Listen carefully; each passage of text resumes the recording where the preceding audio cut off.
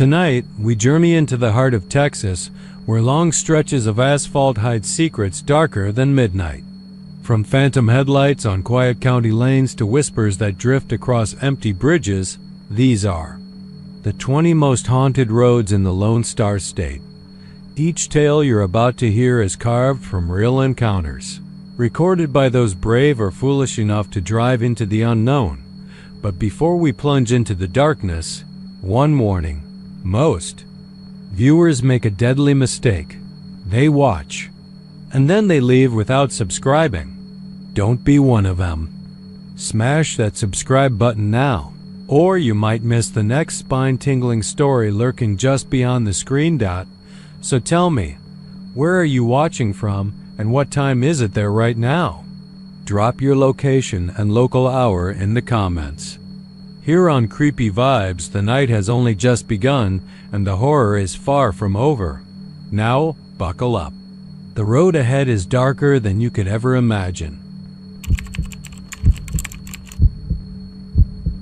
The night air on Ranch to Market Road 619 smells of damp pine needles and gasoline, a heady mixture that clings to your throat the moment you roll down the window. The moon sits low and half full, its pale light slicing through ancient junipers that lean across the asphalt like curious onlookers. I'd been driving the stretch for years-long shifts hauling livestock from Leakey to camp. Wood, but nothing prepared me for the hush that descended just past the old cattle guard at mile marker 32.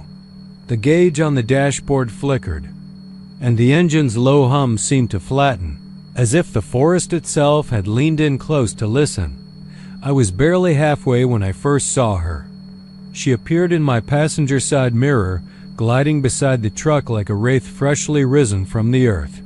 Her gown was white but dulled by dirt and sweat, clinging to a frame so delicate I thought she might dissolve if I blinked.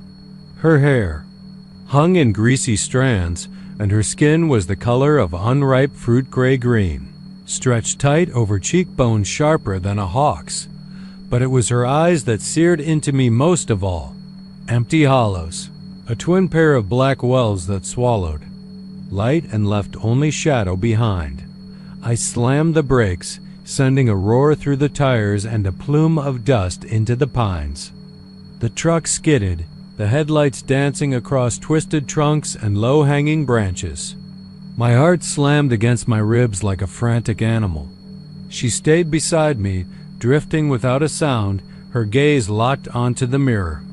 Then, as if curiosity died in her chest, she turned and slipped back into the gathering dark.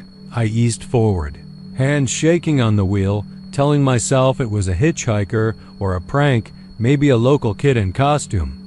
The road unfurled before me, empty except for the soft glow of the dashboard and the promise of civilization in Camp Wood 20 miles ahead. But every mile felt heavier, as though the asphalt carried the weight of 1,000 breathless secrets. My phone lay silent on the seat. No signal, of course, and I could almost hear the engine's pulse in my ears. That's when I noticed the scratch on the door, a single, jagged line gouged into the metal, fresh enough that rust had yet to seep in. My mind raced. I had just checked the truck at the station. No dents, no scuffs, nothing. Whoever or whatever tapped on my window must have wielded nails sharper than any road-salted tree limb. My thoughts circled back to her eyes. I told myself they were empty, but deep inside I felt something watching, something ancient and relentless. I flicked the switch to high beams, sweeping the roadside for movement. No silhouettes, no drifting gown, just the long ribbed shadows of pine and cypress. A mile later, I passed the old Himes place, a crumbling farmhouse half devoured by kudzu and memory. Folks around here said a young bride once vanished there on her wedding night, crossing the threshold to meet her groom for the first time and slipping through some crack between worlds, never to return. Her fiancé searched the hills for years, shouting her name into the wind until his voice cracked and the neighbors heard only horse laughter drifting in reply. After that, the house sat empty and the road grew quieter, as if that spot held its breath. I've never believed in ghosts, at least. I never admitted it aloud, but on that stretch I felt the ground tremble beneath my tires, as though unseen. Cattle stampeded through invisible pastures. The temperature dropped, my breath fogging the glass. My hands went numb, and the gauge needle inched toward empty. I'd filled up and leaky. There was no way I'd already burned through half a tank. Then, she stood in the middle of the road. Not to the side, where hitchhikers belong, but dead center, her head tilted, watching me. I slammed the brakes again, hard thudding in my throat. The tires hissed. I swore I saw the metal under her feet sizzle like wet paper. My vision swam, and for a single heartbeat, I thought the truck would roll backward into the forest, but it spat to a reluctant stop mere feet from her. I raised my hand as if to wave her off. She raised hers in return, slender fingers curved like claws. No nails, just skin pulled so tight you could see the sinews twitch. Then, without warning, she lunged not with the graceless leaping of the living, but with a deliberate slide of a shadow slipping from one wall to another. I yanked the wheel, tires chattering, and barreled around her at 20 miles an hour. Headlights locked on the black pines ahead. Behind me, I heard a soft thud. I dared not look, though I felt the thump echo through the cab. I floored the accelerator, the tachometer spiking, every warning light blinking like drowning eyes. For the next 10 miles I prayed that road would curve away to safety, but the houses thinned, taillights vanished, and only the forest remained. Eventually, the haze of adrenaline subsided. The tank light winked on, mocking me with its steady glow. I coasted into Camp Wood at dawn, engines scraping over the ramp, cafe lights flickering to life. I never saw the pale woman again, but when I stepped out, my boots pressed into the dirt. I felt her absence like a tooth left empty. I left the scratch on the door, a memento of that impossible night. Mechanics shook their heads and buffed out. Everything else. They couldn't explain the gouge any more than they could understand the bruise I carried in my chest, an ache that whispers at midnight, and makes me wonder how many more souls drift unseen along the pines, waiting for headlights to carve their shape into the dark. I remember the first time I passed that stretch of ranch to Market Road 32. It was late summer, the sky stained pink by the dying sun, and the pines on either side of the pavement were already dark silhouettes, as though someone had spilled ink against the sky. I was driving my old Ford pickup, windows down, the smell of hot asphalt and pine resin heavy in the air. Up ahead, the narrow road curved into a gloaming tunnel of trees so thick, so suffocating, that even the headlights seemed to hesitate before cutting through. It was then that I heard it. Bright, high-pitched laughter, like a child playing in the woods. Except I was alone out there. I slammed on the brakes, dust pouring off the gravel shoulders, and peered into the darkness beyond. The beams. My heart hammered in my chest, instinct or foolishness. I couldn't say which, but I reached out and killed the headlights. Then there was nothing but night and that laughter, echoing, rippling through the pines, pulling me toward its source. I fumbled for my phone, though I knew full well there was no service, and flicked it on. The screen cast a sickly blue across the dashboard, and that's when I saw it. A small pale hand pressed against the driver's side window, tapping the glass softly. My breath caught in my throat. I jerked backward, fumbling for the door lock. The laughter cut off instantly, and the air went dead silent. I dared a peek. Nothing. No little girl with braided hair, no crumpled dress at the wood's edge, only the wavering reflection of my own panicked eyes.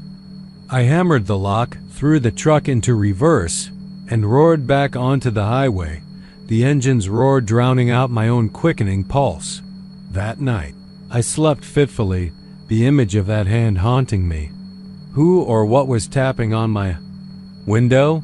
Over the next few days, I told myself it was a prank, that rattling branches had sounded like laughter, that my mind had played tricks on me in the dwindling light. But then came the missing children. They'd vanished from summer camps near Leakey, last seen headed toward the road for some errand or adventure. I watched the local news bulletins with dread, their search parties combing the forest in search of tiny footprints. I couldn't shake the sense that those footprints would lead not somewhere, but nowhere. A week later, I found myself back on that same road, rubbernecking through my dusty windshield. Something compelled me forward, guilt, curiosity, or that same inexorable pull of the woods at twilight. This time I slowed to a crawl as the pines arched overhead. Even though I was certain no child lurked behind those trees, I felt it before I heard it.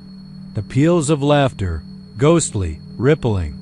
My pulse thundered so loud I thought it might burst out of my chest. I parked the truck halfway in the lane, hazard. Lights flickering. The dusk had darkened to a bruised purple, and the forest seemed to breathe around me. I stepped out, the gravel crunching beneath my boots, and peered into the gloom. "Hello?" I called, my voice shaking.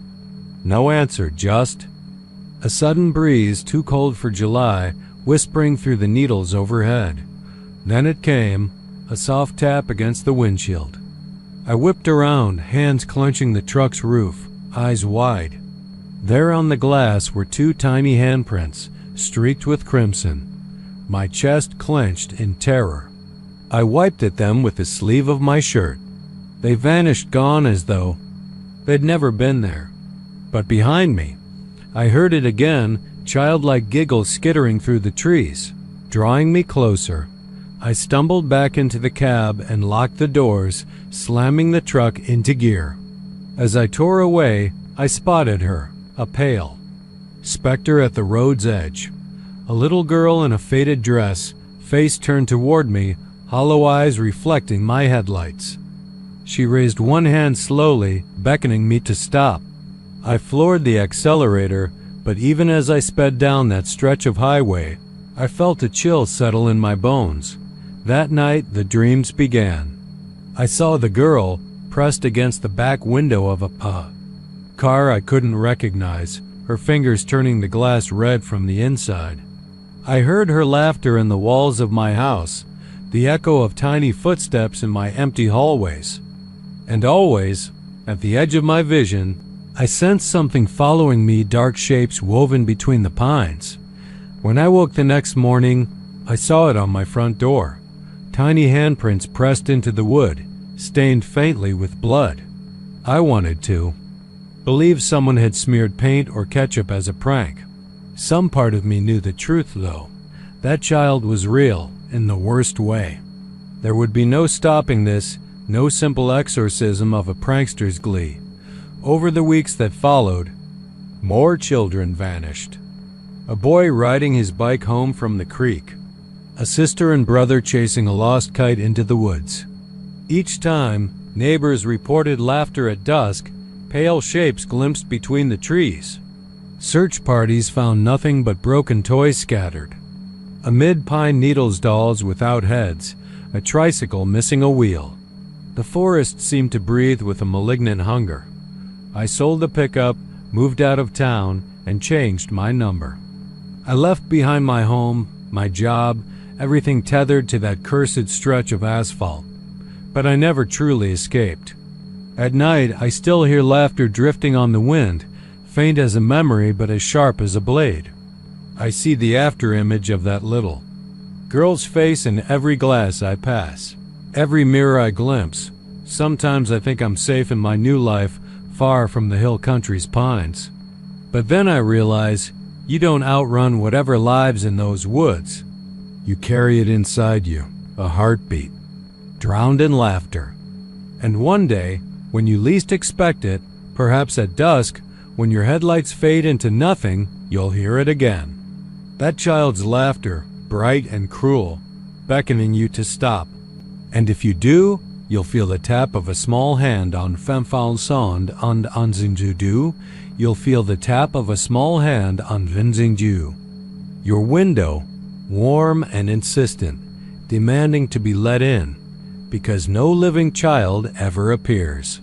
But she's there, and she's watching, and one day she'd choose you.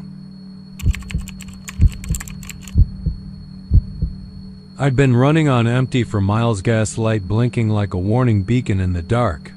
Old Lampasas Road stretched ahead, a narrow ribbon of cracked asphalt weaving between cedar brakes and mesquite thickets under a sky so black it felt alive, pressing down on my shoulders. The night air tasted of dust and sagebrush, and every time I eased off the accelerator I heard the engine's tremor, as if my old Ford F-150 was begging for mercy. I should have turned back hours ago, but something about this stretch of highway always drew me on an itch beneath the skin that whispered old secrets and restless memories. My headlights sliced a tunnel of pale light through the darkness, illuminating nothing but road. Then, 15 miles out of Johnson City, I saw them. Headlights, 4 of them, bright and steady, rimming the road behind me. Too close to be another car at that dead hour. My heart picked up, pounding against my ribs like a hammer. I pressed harder on the gas, feeling my knuckles blanch on the steering wheel. Every bump compelled me to glance in the mirror, but every time I did, those lights glowed nearer, breathing down my tailgate. A cold sweat broke along my spine when I realized they matched my speed exactly. I slowed. They sped. It wasn't a truck, not a car. It was something older, something mechanical, but without the hiss of an engine. My headlights caught a shape through the rear window. High wheels, spokes too fine, and a low, ancient body that gleamed black as obsidian even under my own beams. A funeral coach. A hearse, but not like any I'd ever seen. It rode low, drawn by horses that clipped the earth like skeletons bound in sinew, hooves clanking bone against asphalt. Their skulls were visible beneath tattered flaps of flesh, eyeless sockets burning phosphorescent blue. The horses' harnesses rattled like chains in a crypt, and where there should have been reins, nothing but drifting shadows clasped to the coach's polished driver's bench. I jerked the wheel, turning onto a gravel side road that cut across a dry creek bed. The horses answered with speed, wind from their motion rattling my mirrors. My heart threatened to leap from my throat as the gravel kicked up behind me in a dusty plume, the hoofbeats echoing like drums of war. The moon crept out from behind a wisp of cloud, and I saw the coach's window-stained glass swirls depicting pale angels weeping in moonlight. But behind those windows nothing moved, no living passenger, no driver, just those empty horses drawing death toward me, relentless and silent. I stomped the accelerator and the truck roared, climbing a shallow hill. In the rearview mirror, the headlights bobbed over that rise. Then the hill crested. The coach vanished. My heart pounded so hard I could taste it in my mouth. I hit the brakes. Engine quit cold. Darkness swallowed me. Total. I sat gripping the wheel, breath-catching, waiting. Wind whispered through the open window. No hoofbeats, no engines. Only my own ragged pulse. I let it tremble briefly. Then reached down, turned the key. Nothing. I tried again. Nothing. The phone had no signal this far out. Panic burned at the edges of my mind.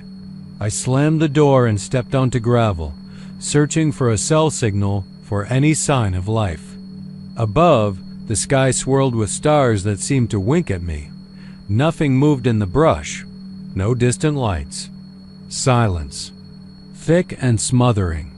And then a flicker, gleaming reflections far behind me. I turned. There, far down the road, headlights winked on, then off, then flared again, advancing. The horses emerged riding the dark, spectral, and terrible harness, clipping like rattling bones. I ran back to the truck, slammed inside, and locked the doors.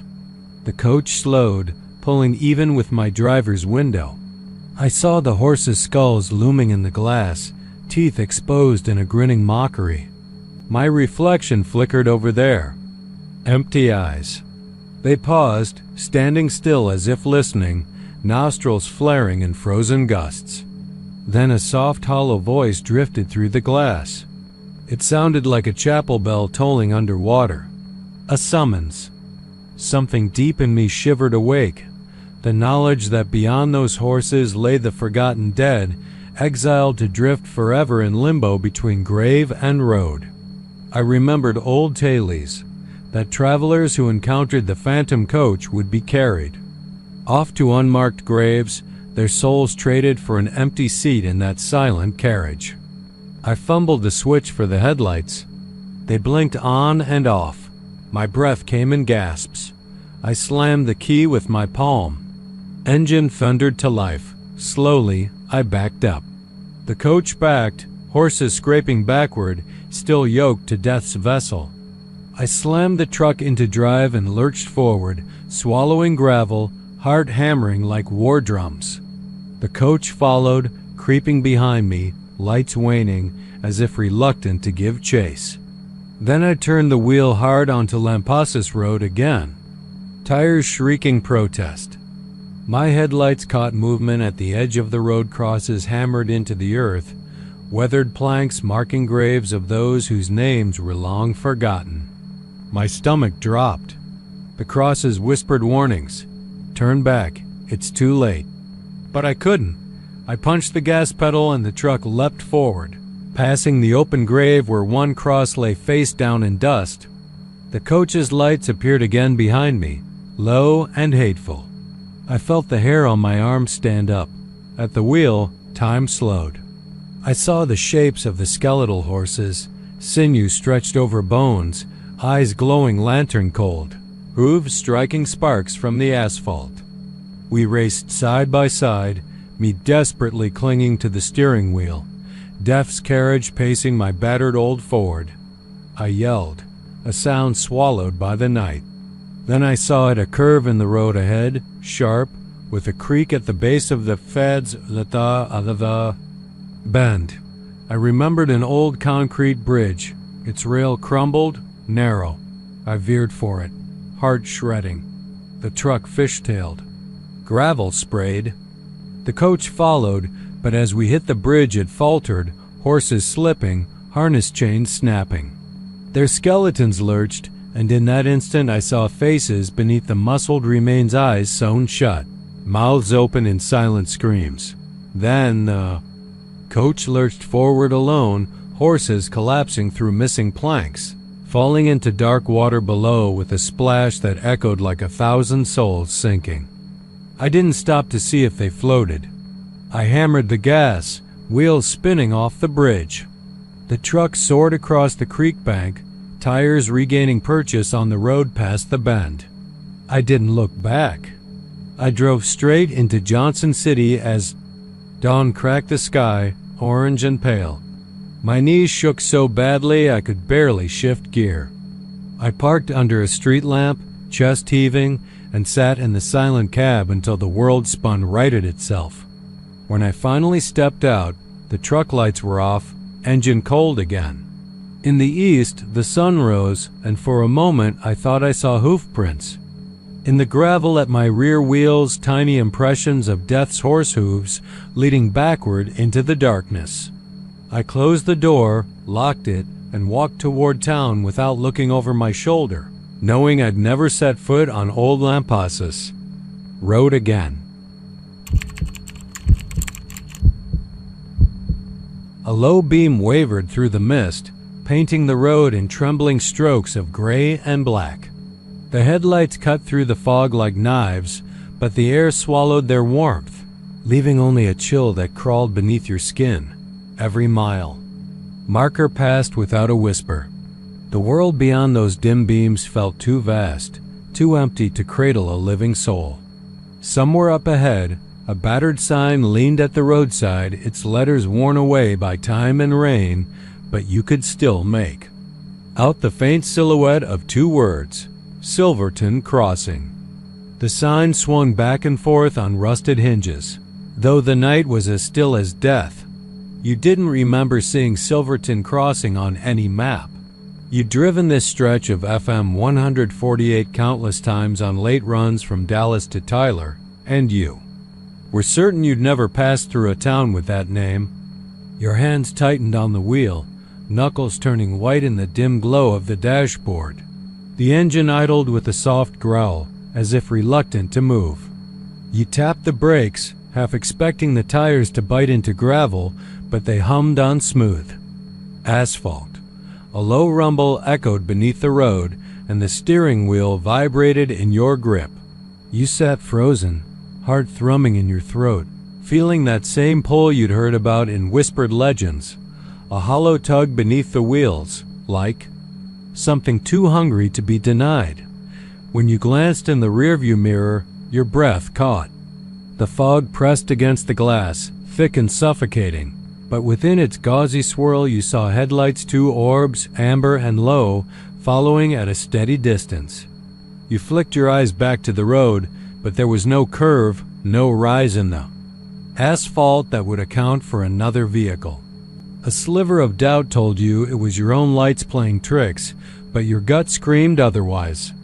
You eased back on the accelerator, and the phantom headlights slowed too, matching your pace as though tethered to your speedometer. Ahead, the road dipped into a shallow valley, the land on either side bald and rolling, dotted only with skeletal oaks that leaned inward like mourners. The mist curled around their trunks, and in the halo of your lights they looked like twisted figures draped in white. You remembered the stories. Back in the 30s, a logging camp had existed around Cedar Creek Lake, a bustling place until the Great Depression dried up work and hope both. Some said the camp burned down in a fire too fierce to fight, and they, bodies beneath the ash, refused to move on. Others whispered that the lake's depths hid something older, a sunken town from before settlers arrived, a place that awoke whenever a traveler dared to intrude. You pressed on, but the pull grew stronger. The hum under the road turned to a keening wail, faint but unmistakable, like the whimper of too many children crying in the dark. You felt it through the frame of your truck, tickling your teeth and vibrating your ribs. Your pulse pounded in your ears, louder than any engine note. With a sudden surge of resolve, you stomped the gas pedal, determined to outrun the unease.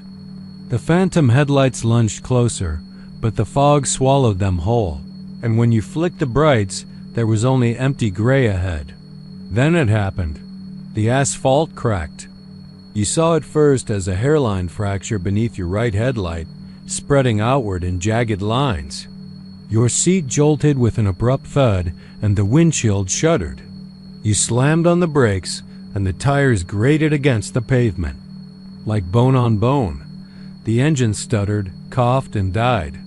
Darkness rolled across the cabin in an instant, heavier than the night outside. You fumbled for the key, but the ignition clicked empty. The hum beneath the road faded into silence, leaving only the relentless throb of your own heart. Your breath came in visible puffs now, each exhale freezing in the cab. You risked a glance through the side window. The sign at the roadside had stopped swinging. It hung dead still, as though painted in place. Its faded letters blinked at you through the mist, urging you to stop. You tried the radio. Static answered, crackling like distant laughter. There was no guarantee of cell signal out here, but you clicked through the presets anyway, desperate for some sign of life. Nothing. A soft scrape reached your ear, like fingernails on metal, and you tensed so. Acutely your teeth ground together. The passenger side door handle rattled. You spun, sweat prickling your neck despite the cold. The handle clicked, the latch dropping with a quiet thud. The fog outside thickened, pressing the glass inward as if it had weight. You yanked the door. Lock no, it was jammed, moving only a hair's breadth before freezing solid. You pounded the dash and panicked out. The scrape returned, louder this time, accompanied by a muffled metallic groan. Whatever was outside leaned into the door, its weight bending the frame. You heard it draw breath, a slow, dragging inhalation that rattled the window. You dared not look. With shaking fingers, you fumbled for your phone, but the screen wouldn't light, no matter how many times you pressed the button. You sank lower in your seat, trying to make yourself as small as possible. Then, improbably, the engine roared back to life, startling you so badly you nearly leapt out of your skin. The headlights flared, illuminating the fog in stark white beams. The radiator hissed as you hit the ignition again. The dash lights flickered. You snatched the wheel, twisted the key until the engine caught. You backed up, swearing at the locked rear window that refused to open. You revved forward, tires spinning. On the cracked pavement, the world outside blurred, the sign rushing past in a haze of silver and rust. You slammed on the brakes, calmed, then gunned it in reverse until the wheels bit the shoulder, kicking spray of gravel behind you. Once you cleared the hollow tug, beneath the road, the engine fell silent again, as though granted permission. You coasted forward, the tires finding grip on solid asphalt. In the mirror, you watched as the sign receded, then vanished altogether, swallowed by the fog. The valley's oaks stood like silent sentinels, their branches motionless in the windless air. The road straightened out, smooth and unmarked, leading back to the world you knew. When you finally reached a patch of clear sky, free from mist and fast memory, dawn's pale light was just breaking along the horizon. You drove the remaining miles to the nearest town without turning back. The diner's neon sign buzzed welcome as you parked, and you burst out of the truck, gasping the cold air as though it might cleanse you. The waitress found you shivering, hands still white around your coffee cup, eyes wild in your skull. You wanted to tell her everything, but the words lodged in your throat. Later, when the sun burned off the last of the fog, you returned with a local deputy to search for the sign. There was no sign of a sign, no rusted post, no battered board, not even disturbed grass where it might have stood. The asphalt showed no cracks or fractures. The road was as smooth as any highway should be.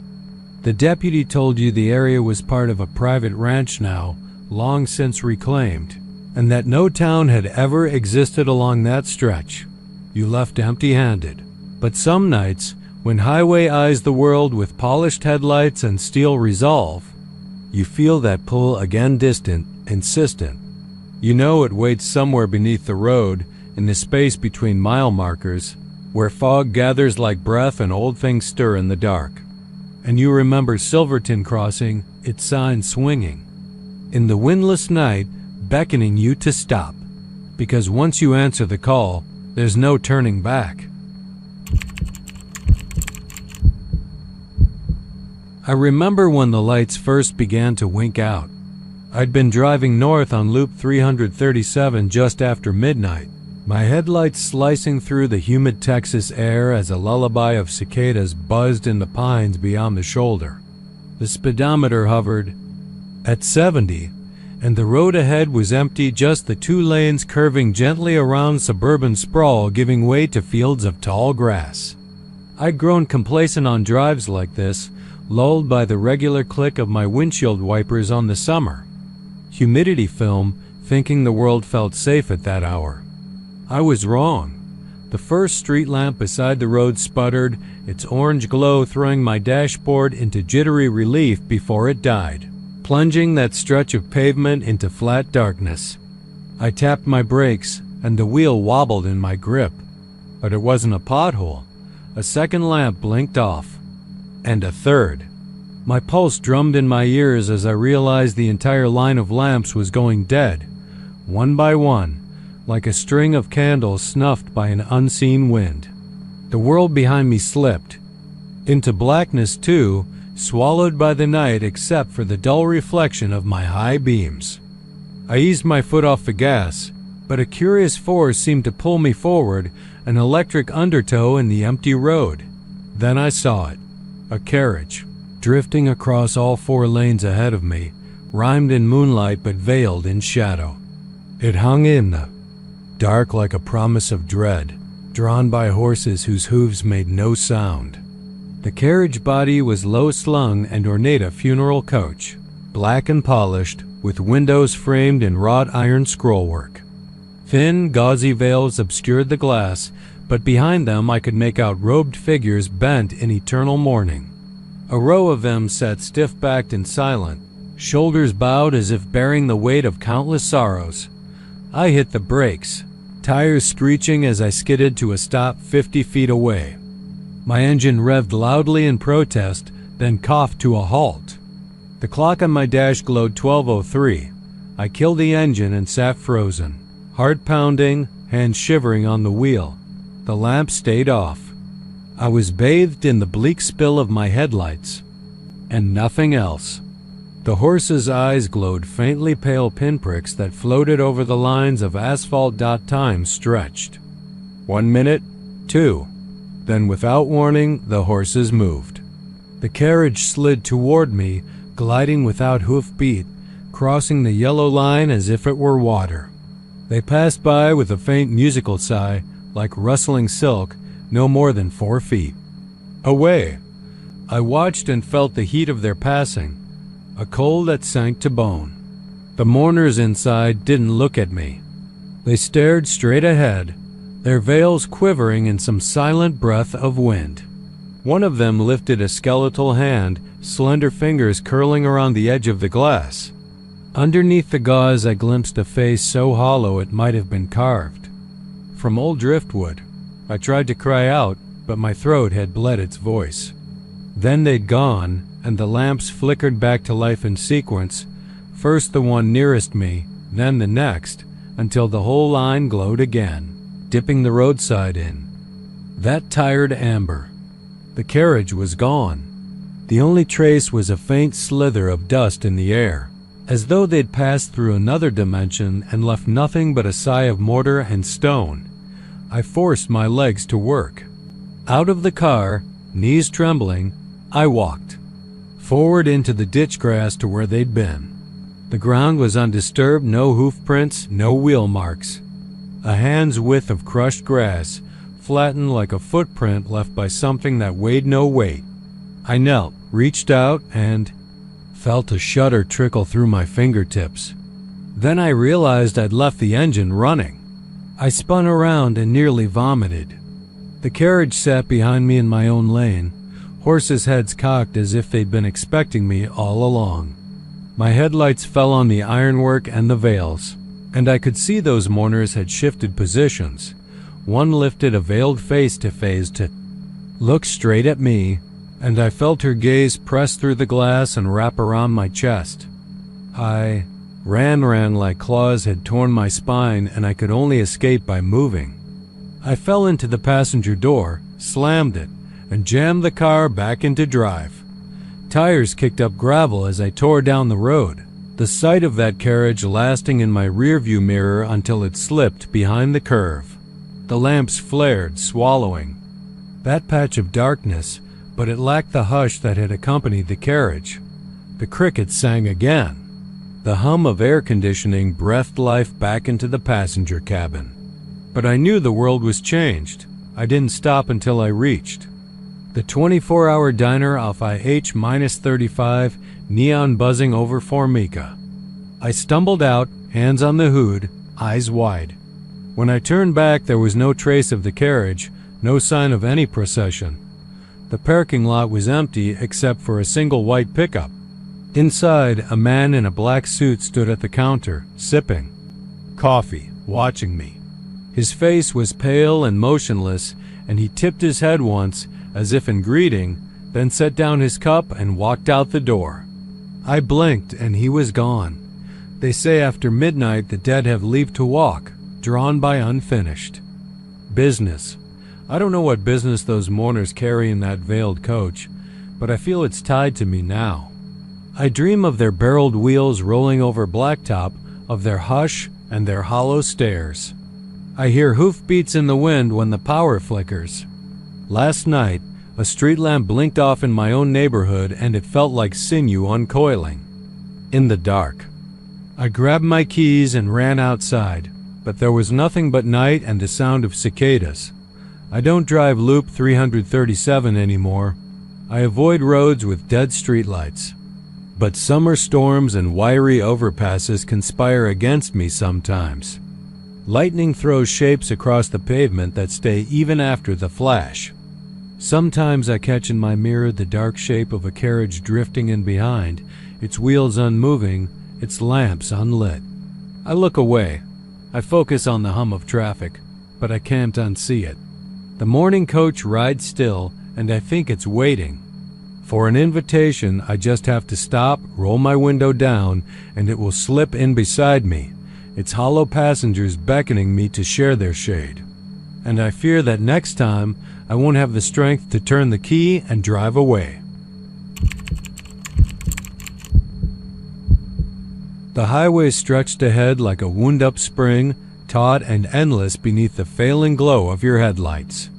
Night pressed in so close you could almost feel the damp breath of the brush tunnel brushing against your driver's side window, leaning in with the weight of 1,000 unseen eyes. You'd heard about this stretch of US 83 before, stories whispered in truck stops and laid over. Diners about a lullaby that drifted out of nowhere, about drivers who swore they heard someone calling their name from the blackness behind them. You chalked it up to nerves, to highway hypnosis, to the sort of folktales that flared up around lonely roads. But tonight, you'd sworn you'd heard it too soft, slow, like a weary lullaby, carrying some impossible familiarity, as if it had known you since the day you were born. You jerked the wheel, eyes wild, scanning every dark bend and patch of mesquite that leaned sinisterly into the road, but seen nothing. Just the brush, ever watching. Just the hum of your tires rolling on worn asphalt. The radio crackled, flipping static to dead air, and you reached to twist the dial, but the lullaby rose again underneath the hiss, low and steady, a lullaby you didn't recognize, but that threaded your spine with something like longing. You wanted to turn off the engine, step into the night and find the source, but the ache in your calves from hours behind the wheel made you hesitate. What if you found it? What if it found you? So instead you pressed your foot to the gas, letting your rig pick up speed, swallowing mile after mile of empty road, the brush fading behind you for a moment, then closing back in thick and writhing as if it were alive and had merely allowed you a reprieve. The lullaby wound tighter around you, like a noose, and you rolled down the window despite the clammy heat and let the night breeze tug at your hair. The tune rode on it, clearer now, a slow, aching melody, a lullaby that had swayed someone something too. Sleep. You shut the window, but it didn't stop. It slithered through the cab as though the thin metal walls were nothing more than paper. Your heart hammered. You glanced in the passenger side mirror and thought you saw a shape reflected there, pale and oddly still, pressing forward through the brush, but when you blinked, it vanished. You told yourself you were seeing things, heat haze, exhaustion, a mind fraying at the edges, but your hands, slick on the wheel, betrayed you. There was sweat on your palms, though the air was cool, and your knuckles shone white. You had to shake it off. You reminded yourself that nowhere beyond that brush lay anything but tumbleweeds and mesquite, nothing that could sing to you or call your name. You slammed your hand on the horn, long and blaring, and the tune cut out in a whisper as though someone placed a finger against its lips. Then silence. Just the horn's echo rolling off the brush. You exhaled and reached for the radio again, but it clicked on before your fingers even grazed the dial, a station so faint you thought it was more static. Then the tuning settled on a low voice, distant but distinctly human. It spoke your name. First a whisper, then clear. Michael. Your birth name, the one your mother called you in her lullabies. The hairs along your scalp stood erect. You ripped at your collar, trying to tear the weight off your chest. You weren't Michael. You were not the little boy who used to peek from behind the curtains and dream of friendly ghosts. You were you, a man who drove a route too many nights, a man who believed in the hard facts of the world. Yet your mind screamed at you to believe it. Michael. The voice came again, softer now, as though the radio recognized your fear and leaned in to soothe you. You turned the dial to static, and the voice slid into the hiss, refusing to vanish. Your rig barreled into the center of the road as you swerved, headlights slicing through the brush in jagged arcs. The lullaby returned, more insistent, weaving around the engine's growl until it was impossible to tell one from the other. Your breath came in ragged gasps, heart attacking your ribcage, and you flicked on your brights, hoping to burn it back. You pressed your foot down until the tack swung red, trying to outrun the lullaby, trying to leave the brush tunnel for open sky. But the stretch of road never ended. The vanishing point ahead never shifted. The trees closed in, emotionless. Corridor of gray and black, as if you'd driven in a circle for hours and had not covered a single mile. A crack snapped through the gloom ahead, sharp as a gunshot. You lifted from the accelerator to glare into the night and saw it. A figure crouched atop a fallen limb that arched over the road, a child, dressed in tattered white, rocking back and forth, humming your lullaby. The child's face was hidden beneath a mop of dark hair, but when it lifted its head, you saw deep hollows where eyes should have been. Yet the child sang, a whisper in your skull, "Michael, won't you stay?" You hit the brakes, tires locked, sparks against the asphalt, and the child leapt from the branch, vanishing into the brush with a rustle of wind and bone. Your foot slammed on the accelerator to keep from sliding into the ditch, but the rig skidded sideways, fishtailing until you lurched to a stop, smoke rising beneath the tires. The lullaby swelled, not from without but from within. You heard it inside your ears, inside your skull, a pulse that matched your blood. And then your name, a scream that called you, soft and seductive. You twisted around in your seat, gloves still gripping the wheel, to see. Nothing. No child, no shape, just the unbroken darkness behind you. The tunnel of brush that pressed so close you felt the coarse fingers grazing your shoulder. A faint scrape sounded behind you, metal on metal, and you jolted forward, heart jackhammer. You flicked on your interior light, but it popped and died, leaving you in deeper black. The lullaby fell silent, as though it too waited to see what you would do next. Your breath was a rasp. You tried to swallow, but your throat felt full of cotton. You reached for the radio one last time, praying for a lifeline. The dial spun, stations bleeding into static, until you landed on one playing mournful church bells and breathless whispers. You pressed the button to crank it off, and it cut with a snap, but the voice remained. Just behind you, so close it felt like a breath against your neck. "Michael, come back." You didn't hesitate. You tore the rig into gear, tires chattering, and slammed your foot into the floor, shooting forward like a shot from a cannon. The brush tumbled past in a blur, the lullaby rising again as you tore down the stretch, but you didn't slow. Not until the brush thinned, until the sky bled stars overhead, until the road opened out into flat, empty prairie. You didn't dare look back. You drove miles more at reckless speed, tears hot on your cheeks, until at last you found a highway. Patrol cruiser parked at a broken-down mile marker. You flung open the door and stumbled into the beam of the spotlight, shouting for help, voice raw and panicked. They found your rig idling in the middle of the road, engine still running, radio on static, headlights locked on the black tunnel of brush you had fled. The patrolman's flashlight swiped the inside of the cab, no sign of child, no sign of anything but your shaking hands on the wheel and your face bone white in the glare. He radioed it in and helped you back onto the roadway, offered to follow. You went for a report, you declined.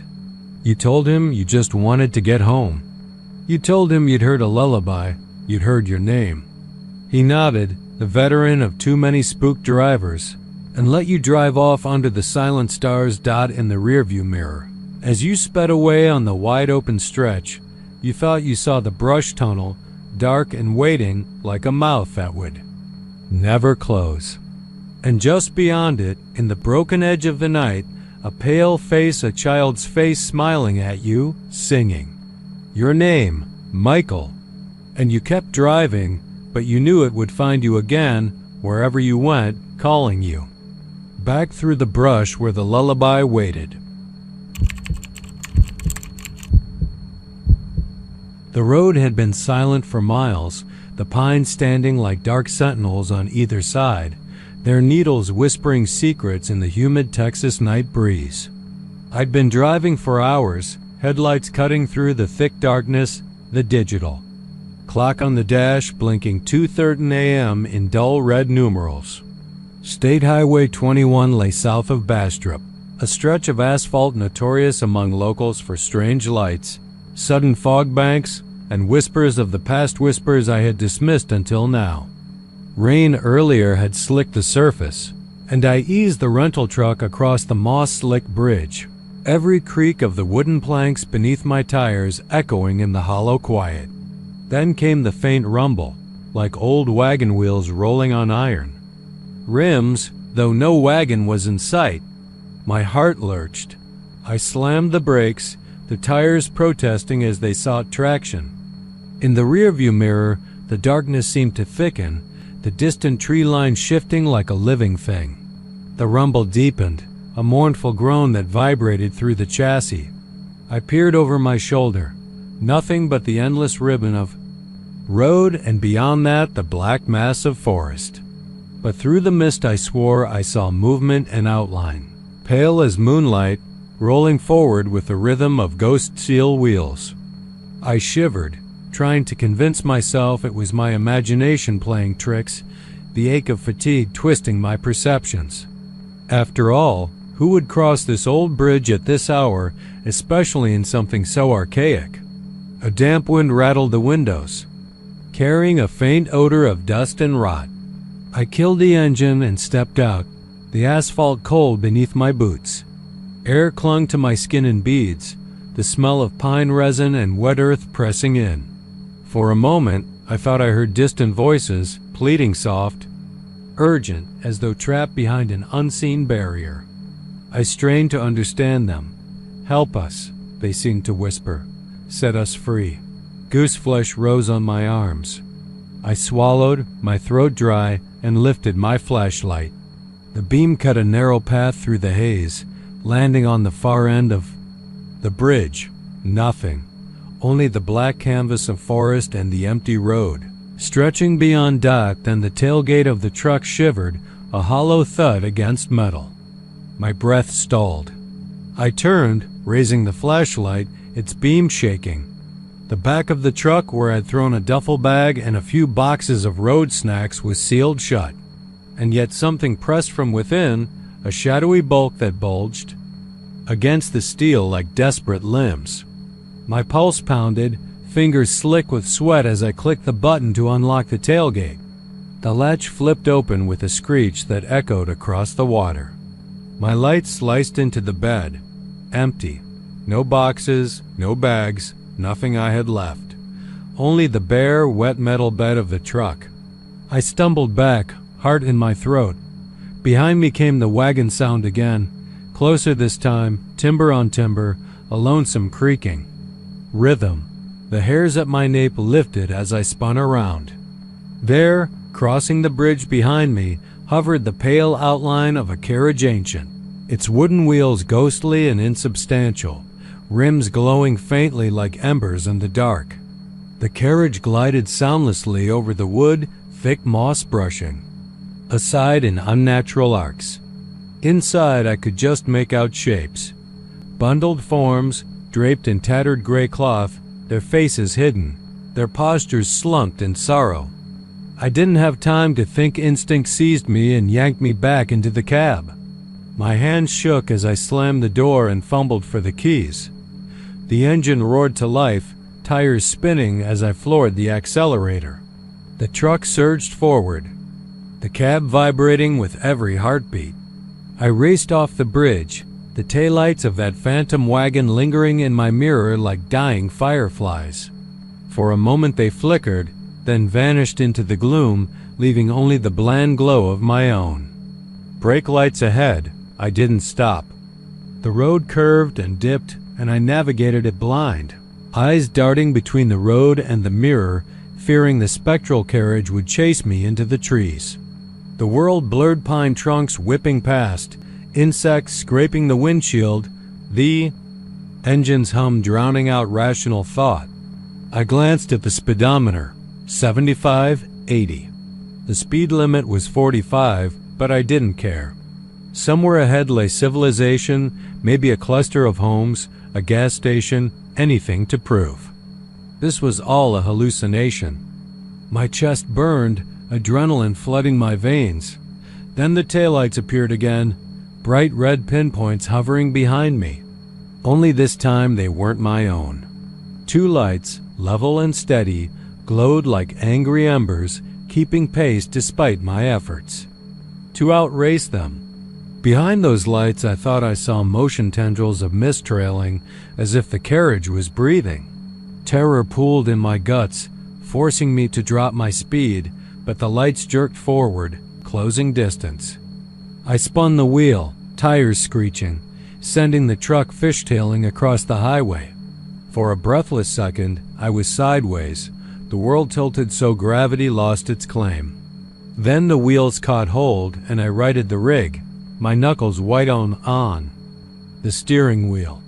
I reached the turnoff for Bastrop, the little cluster of lights promising refuge. I veered onto the frontage road, slamming through a dust cloud that suffocated the mirror view. When it cleared, the lights were gone. Only my own tail lamps glared meekly at me, the world outside my window still as black as oblivion. I drove. Through Bastrop at breakneck speed, past shuttered stores and empty streets, pausing only when I saw the neon glow of a 24-hour diner. I parked haphazardly, engine idling, and stumbled out, crashing through the door as the bell above jangled. A lone waitress looked up from her stool, her face pale. I need water, I managed, voice ragged. Ice water. She slid a glass across without a word, and I seized it, gulping until the cold burned down my throat. Outside, the rain began again. Gentle taps on the diner roof, the rhythm oddly comforting. I pressed my forehead against the cool glass, peering out at the road.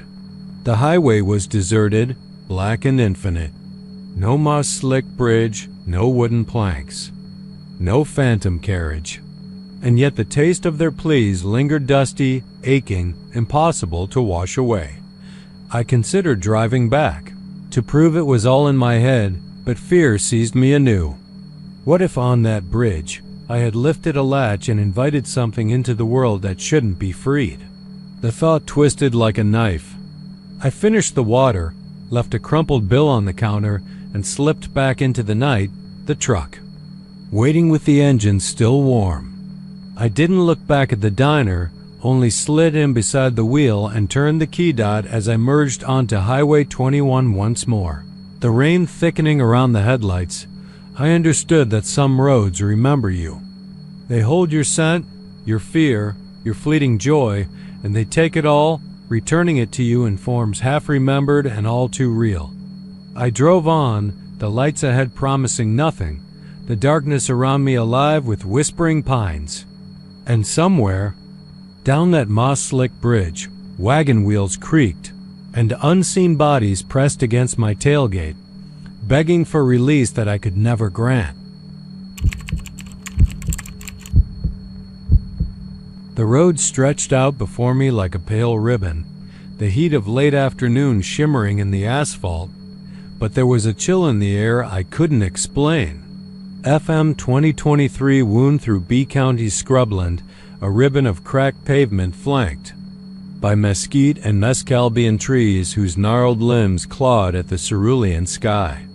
I'd driven this road dozens of times on my way home from Oilfield, meetings and weekend fishing trips at Lake Corpus, but tonight it felt different. As though the highway itself had shifted beneath my tires. It began at dusk, just after the sun dipped behind the low hills and the first stars pricked the indigo curtain overhead. I rounded a gentle curve and froze. There, at the roadside, 12 pristine white wooden crosses stood anchored in the dry earth, each one no taller than a child's height, each bearing a single date, neatly painted in black. The 10th of July 2025, the 1st of September 2025, November 22nd, 2025. Dates that hadn't yet come to pass. My pulse hammered as I slowed to a crawl. The crosses were too new, their wood unweathered, their paint fresh, yet they were blanketed in a slick layer of dew from nowhere. I blinked, rubbed my eyes.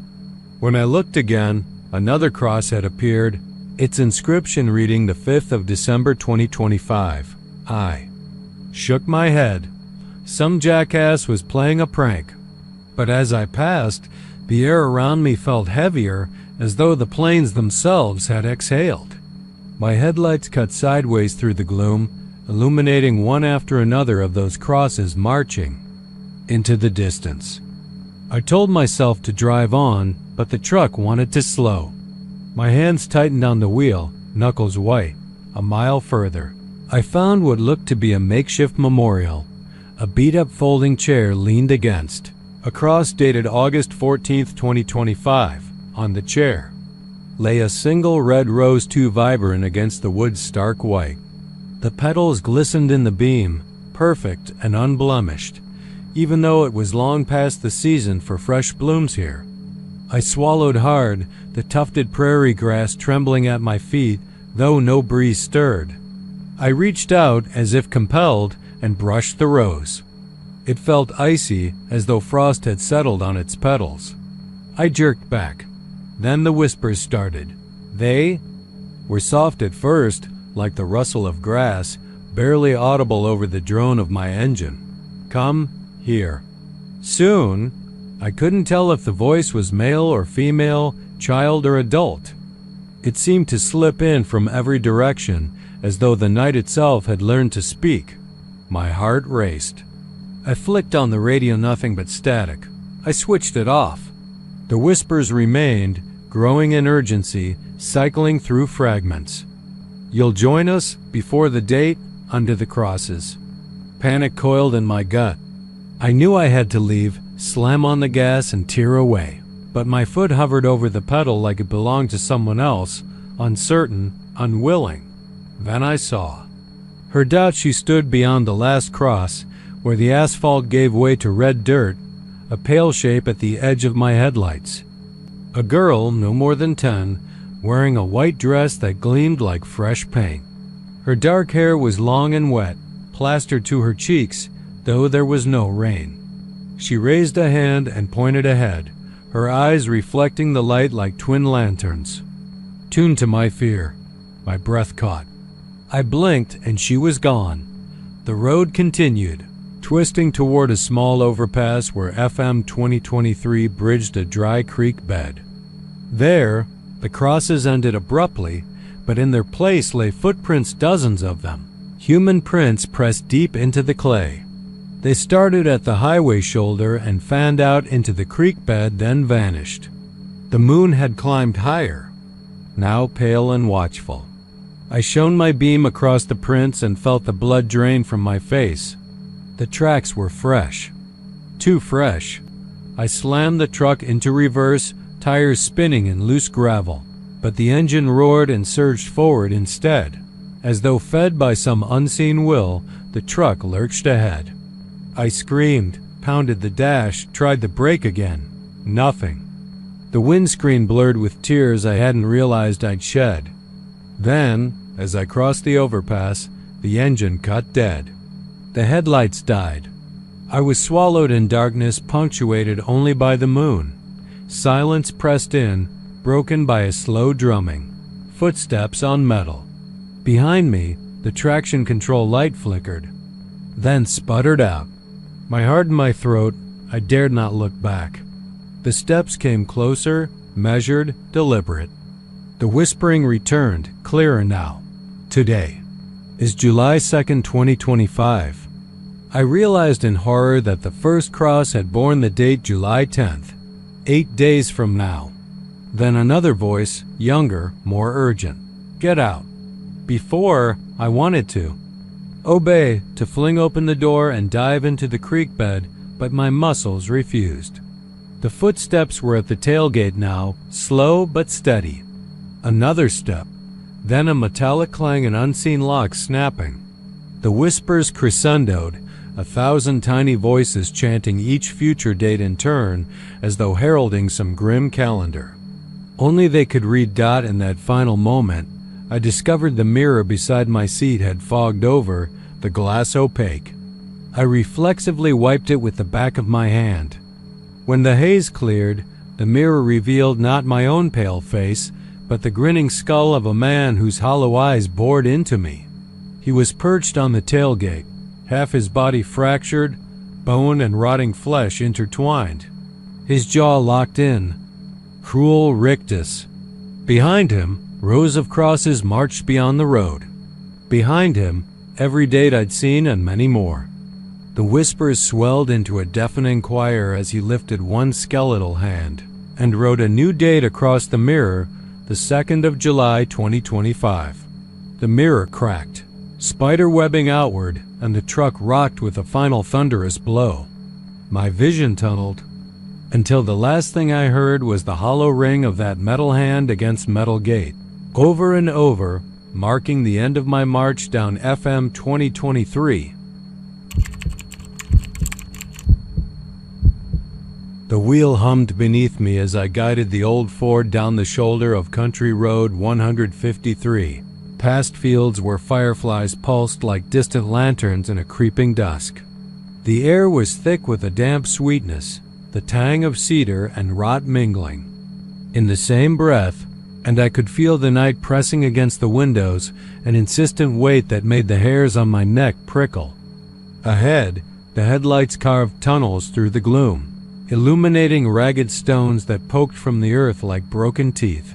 That was the sunken graveyard, they'd called it. Earth so soft it had swallowed half the markers, leaving their inscriptions shattered or submerged beneath moss. Tonight, there was no moon, only a bruised sky weeping faint light, and the road seemed to stretch forever, a ribbon of asphalt unwinding into a darkness so complete it felt alive. I'd come seeking solitude and distance, a chance to shake memories that dragged at me like wraiths, and I'd taken this forgotten route because it was the fastest way home. My phone had died hours ago, dead battery, dead reception, and now, with the engine's steady rumble for company, I felt certain I had nothing left but the road and these half-buried graves. I passed a leaning oak draped in Spanish moss that shivered in the stillness, and my rearview mirrored flickered. For a heartbeat, I thought I saw someone standing at the edge of the cemetery, robes dark as tar clinging to a shapeless form. When I blinked, it was gone. My pulse throbbed against my temples. The night air grew colder, seeping into the cabin through cracked seals. I drew the jacket tighter around my shoulders and exhaled, watching vapor swirl in the beam of my interior light. That was when I felt it, a gentle press of cold against the driver's side door, like delicate fingertips brushing the metal from the outside. My breath caught and I snapped my head to the window, but saw only my own reflection bending toward the glass, eyes wide. I flicked off the interior light. Darkness closed in, and for a moment I convinced myself it had been a trick of the light, or the wind stirring condensation on the door. But the drop in temperature was real. My skin prickled, and the van's spirit seemed to whisper around me, the engine's thrumming suddenly hollow.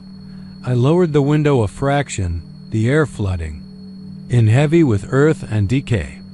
The graveyard loomed at my side now, lines of toppled markers beyond its broken fence. I could taste the grime of the place, the tang of long dead bodies pressing upward through layers of clay. A breeze stirred, carrying the rustle of branches. And something else, a faint sigh, like breath drawn through cracked lips. I glanced over my shoulder. No headlights trailed me, no glow of another car. I was alone. Yet I felt watched, every inch of my skin crawling as though unseen eyes probed through the glass. Reluctantly, I eased the Ford forward, the tires crunching on gravel as I passed the entrance to the graveyard. A sign was half buried in the undergrowth. Sunken Grove Cemetery, the letters pitted and worn. A breeze rattled the signpost, and I squeezed the wheel, eyes locked on the road ahead.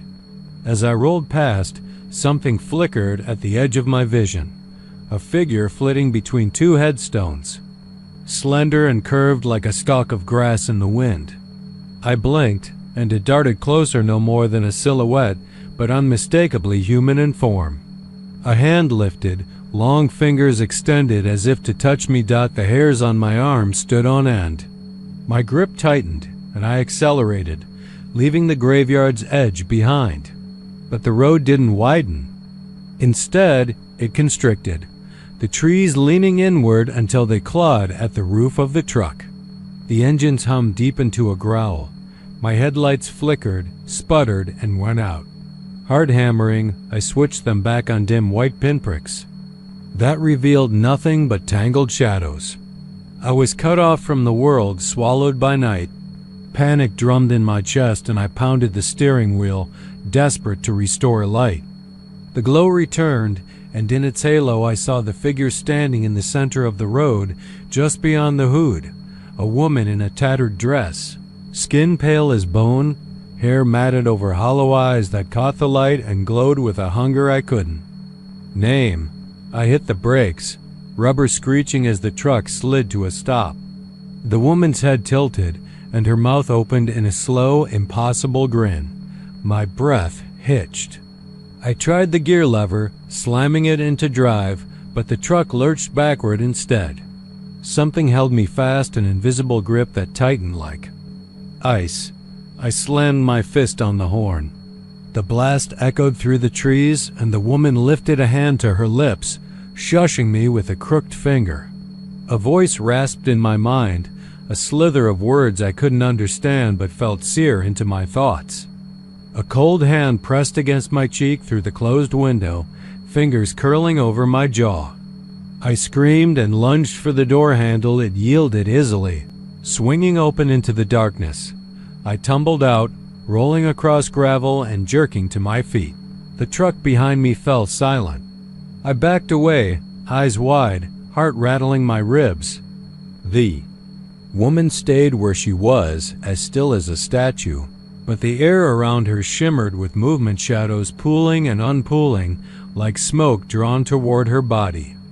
I took a step back, and more shapes emerged from the tree line. Gaunt faces peering from behind oaks, arms reaching through the underbrush, fingertips brushing the air where I stood. They whispered in voices like wind over stones, calling my name. My legs trembled. I turned and ran, feet slipping on loose rock, branches tearing at my jacket, until the trees spat me out onto the road. Breathing like a wounded animal, I darted back to the driver's door. The engine was silent now, and the truck sat like a corpse under the moonless sky. I yanked the handle, but it wouldn't budge. Cold sweat slicked my palms as I pried at the lock. Behind me the whispers rose to a susurrus, an entreaty and a warning. I shoved my weight against the door. It gave way with a screech. I tumbled inside, closed the door, and slammed the lock. My hand shook as I twisted the key in the ignition. The engine caught and roared to life. Lights bloomed, illuminating. The road ahead, and there, in the middle of the asphalt, sprawled the pale figure of the woman, head turned to watch me. Behind her, the graveyard fence stood straight and new, its gate wide open. The stones glowed white under the headlights, each inscription fresh and sharp, names I didn't recognize. Dates in the future, tonight's date, tomorrow's, next week's, each promising my own final reckoning. I slammed the Ford into gear and tore down the road, the trees scraping at the sides of the cab, the dead reaching with long fingers that brushed the windows. The whispering chased me. a chorus of empty mouths chanting something I couldn't unhear.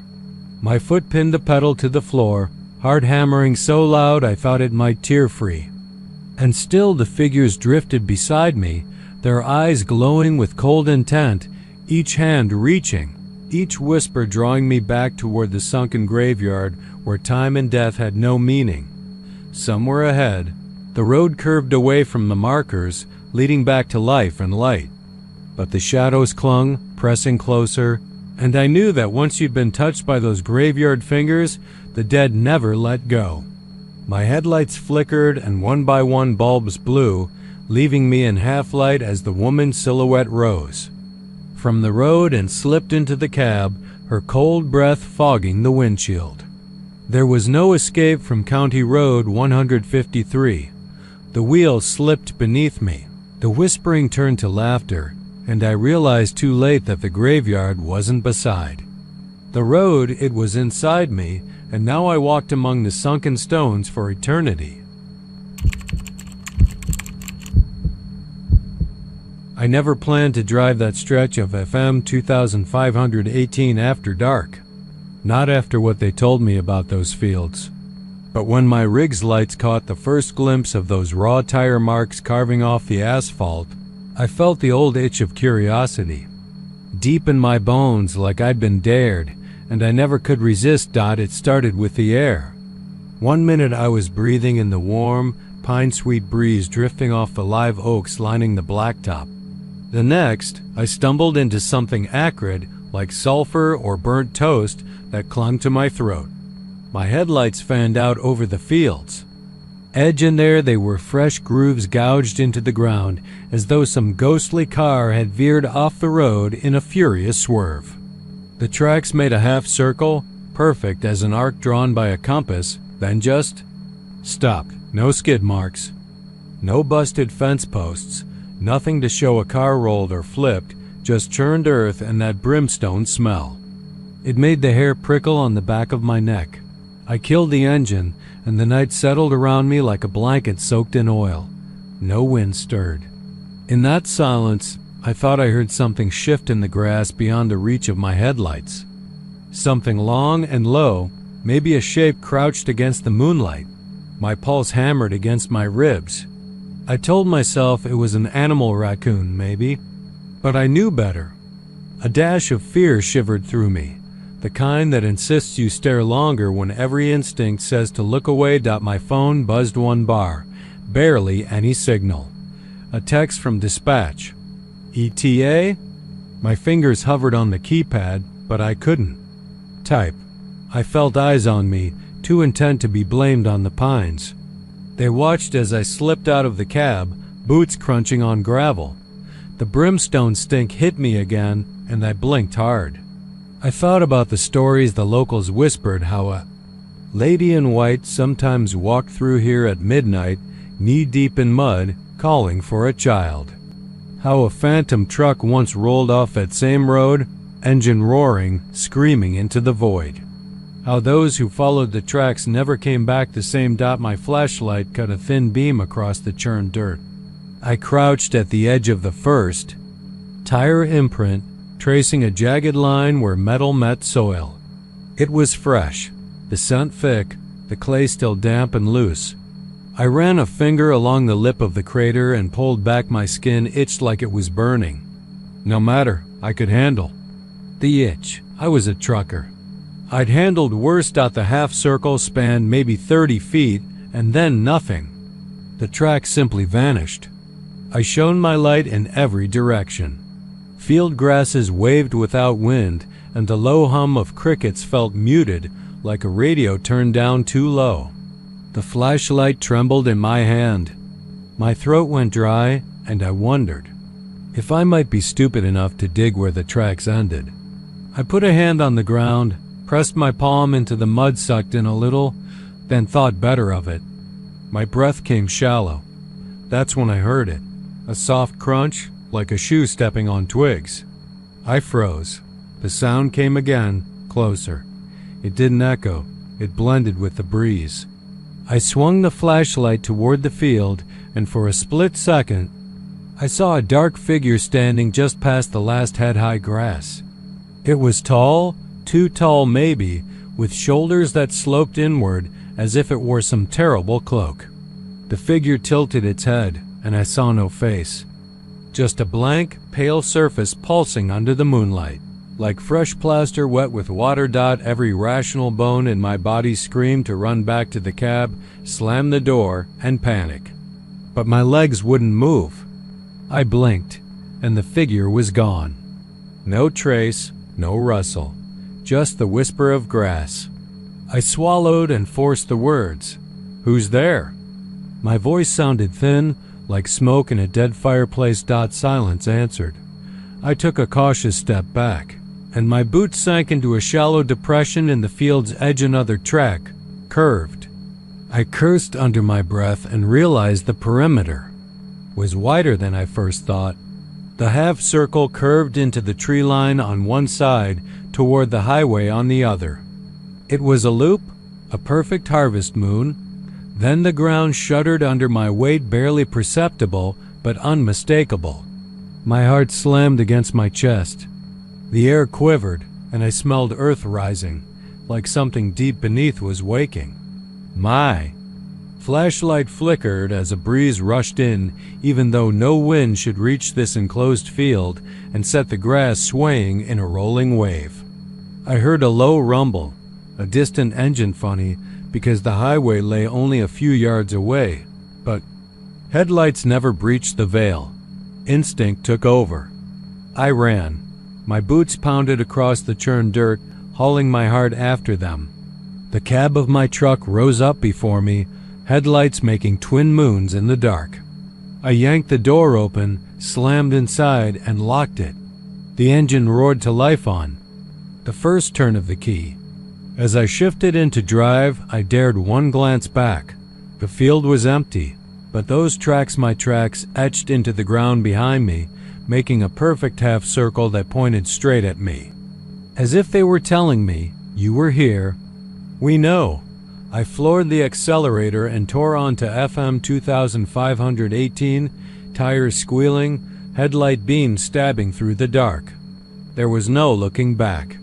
The smell of brimstone faded in the side mirror, replaced by the sharper tang of gasoline and sweat. By the time I hit the tar, I was shaking so hard I could barely keep my hands on the wheel. I made a call to dispatch. Voice trembling, claiming some mechanical issue caused me to swerve. But as I spoke, I realized the truth. Something else got under the wheels first. Something that stopped the world just outside the light. Something that waited in the mud, hungry for witnesses. I lied to them. I'm fine. Just a flat tire. But I wasn't. Not at all. Now I know better. I've driven that road in daylight, mapping the fields, looking for the circle. But nothing shows in sunlight. The grass flows uniform, the earth firm. There's no trace of churned clay or brimstone air. Only at night, when the world falls silent, can I smell that sulfur tang and see those tracks reappear, etched into the ground without erosion, without time. They wait for me in the dark, a cruel invitation. And every time I pass, I feel that old itch. That dare. In Live Oak County, legend says that when the fields swallow a soul, they leave the shape of their departure behind. Half a circle of broken earth, as if someone tried to escape, spun around and vanished. The brimstone scent is the last breath of their terror. And the phantom driver? They walk those furrows, claiming those who come too close. I don't know what they want, maybe company, maybe blood. But I know I'll never resist that dare again. Tonight, when the sun sets and FM 2518 grows quiet, I'll be back. I'll hit that half circle once more, unflinchingly. Because now I understand, the only way to survive is to finish the loop. To drive right out of that circle and into whatever waits beyond the veil. And maybe, just maybe, I'll get to the other side, or at least leave my own tracks, so someone else knows there. The highway hummed under an angry sky, thunder rolling low like the growl of some ancient beast rattling its chains. Rain pounded the pavement in sheets, turning every headlight into a blurred smear of yellow through the curtain of water. State. Highway 36 lay slick and treacherous, the stretch outside Rosenberg feeling more forgotten than forsaken, like the road had been abandoned by daylight's grace long ago. The only living thing on that road tonight was the storm itself, lashing and vengeful, but then something else emerged from the gloom. It appeared first as a flicker of motion on the shoulder, a dark silhouette against the white-hot glare of passing rigs. There was no vehicle stalled there, nothing to warrant the figure's presence. Yet as cars slowed around the bend, drivers spotted a man in heavy turnout gear, helmet dipped low, boots planted wide. His suit was smeared with ash, as if he'd crawled from the blast of some inferno. In his gloved hands he carried a battered gauge cluster, wires dangling like entrails, screens flickering with indecipherable readings. Those unlucky enough to glimpse him found themselves slowing too much, peering through rain-spattered windows as he bent over a phantom engine. One driver's radio crackled to life with static, then a tinny voice, not her own, counting out numbers, pressure, temperature, PSI. And then, as the windshield wipers swept across her face, she stared into the malevolent hush behind the glass, and thought she saw eyes glowing faintly red beneath that soot-black helmet. Whatever they measured, whatever they monitored, it felt like a judgment rendered. A sentence passed. She floored the accelerator and left the highway behind, tires hissing. On pooling water, heart hammering like a mechanical drum.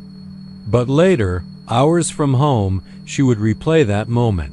The phantom fireman raising his head, pivoting to lock onto her gaze, then vanishing as lightning arced across the sky in a jagged bloom of white.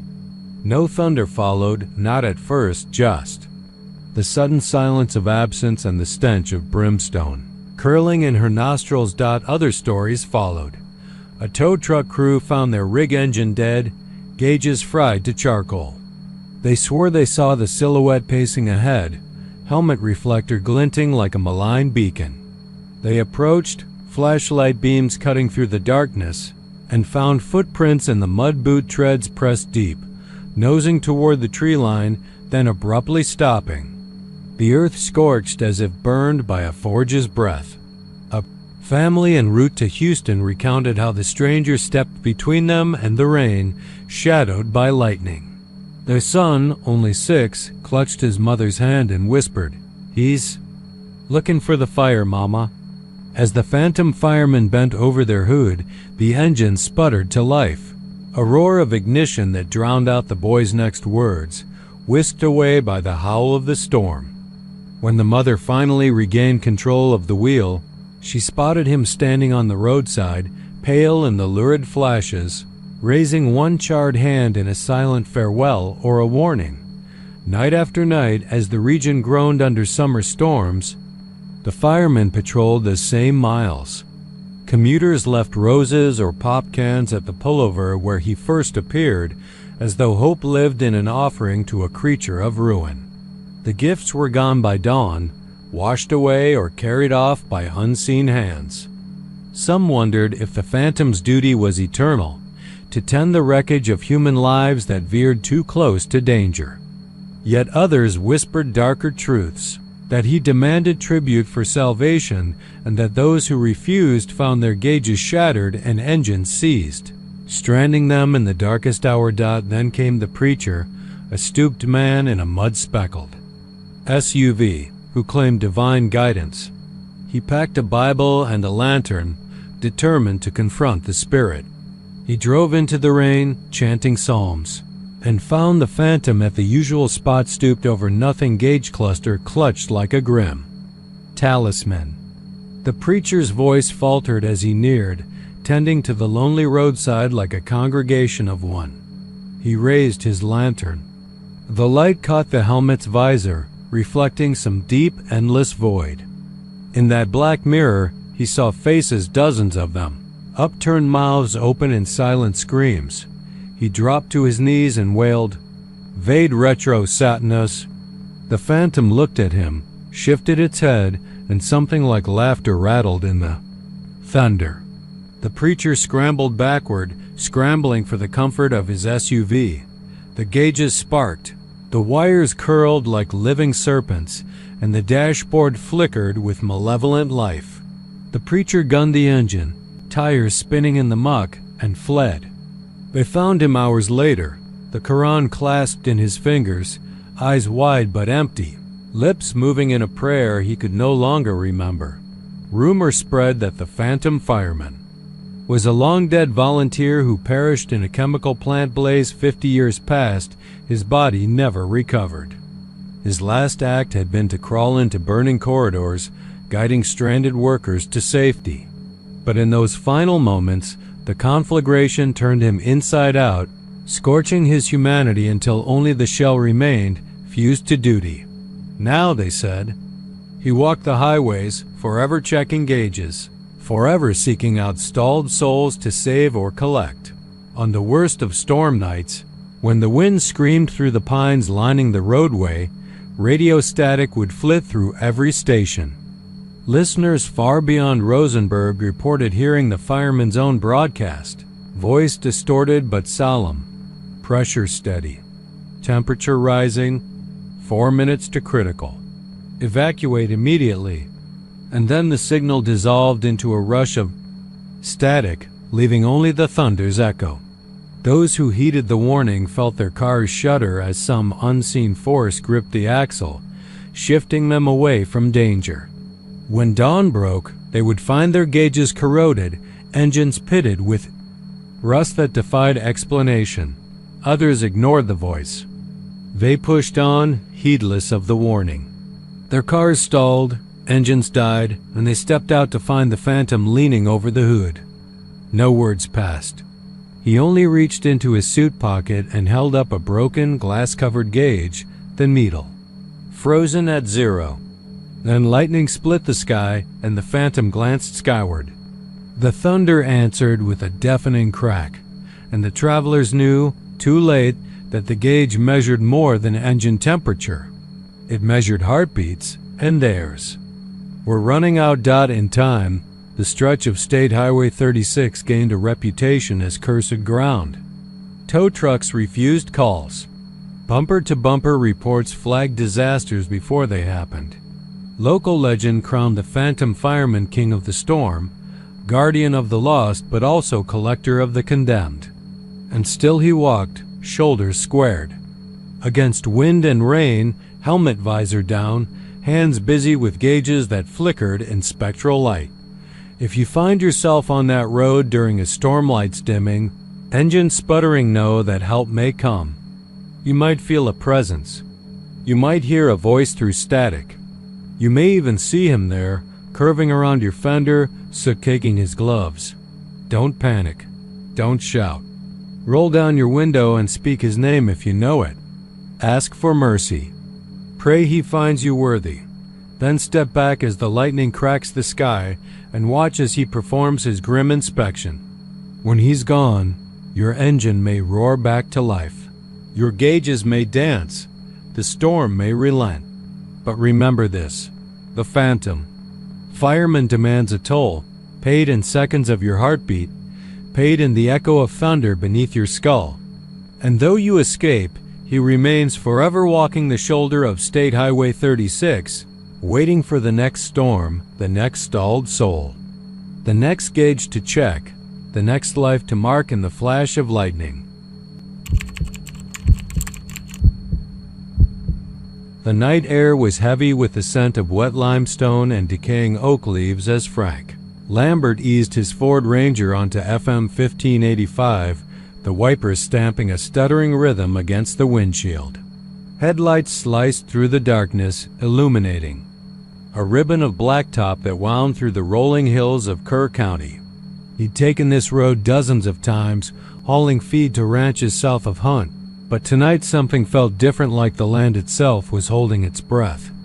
A low mist clung to the fields, blurring the edges of the stone wall that ran alongside the highway, and beyond it, The shapes of gnarled live oaks leaned over as though conspiring in silent witness.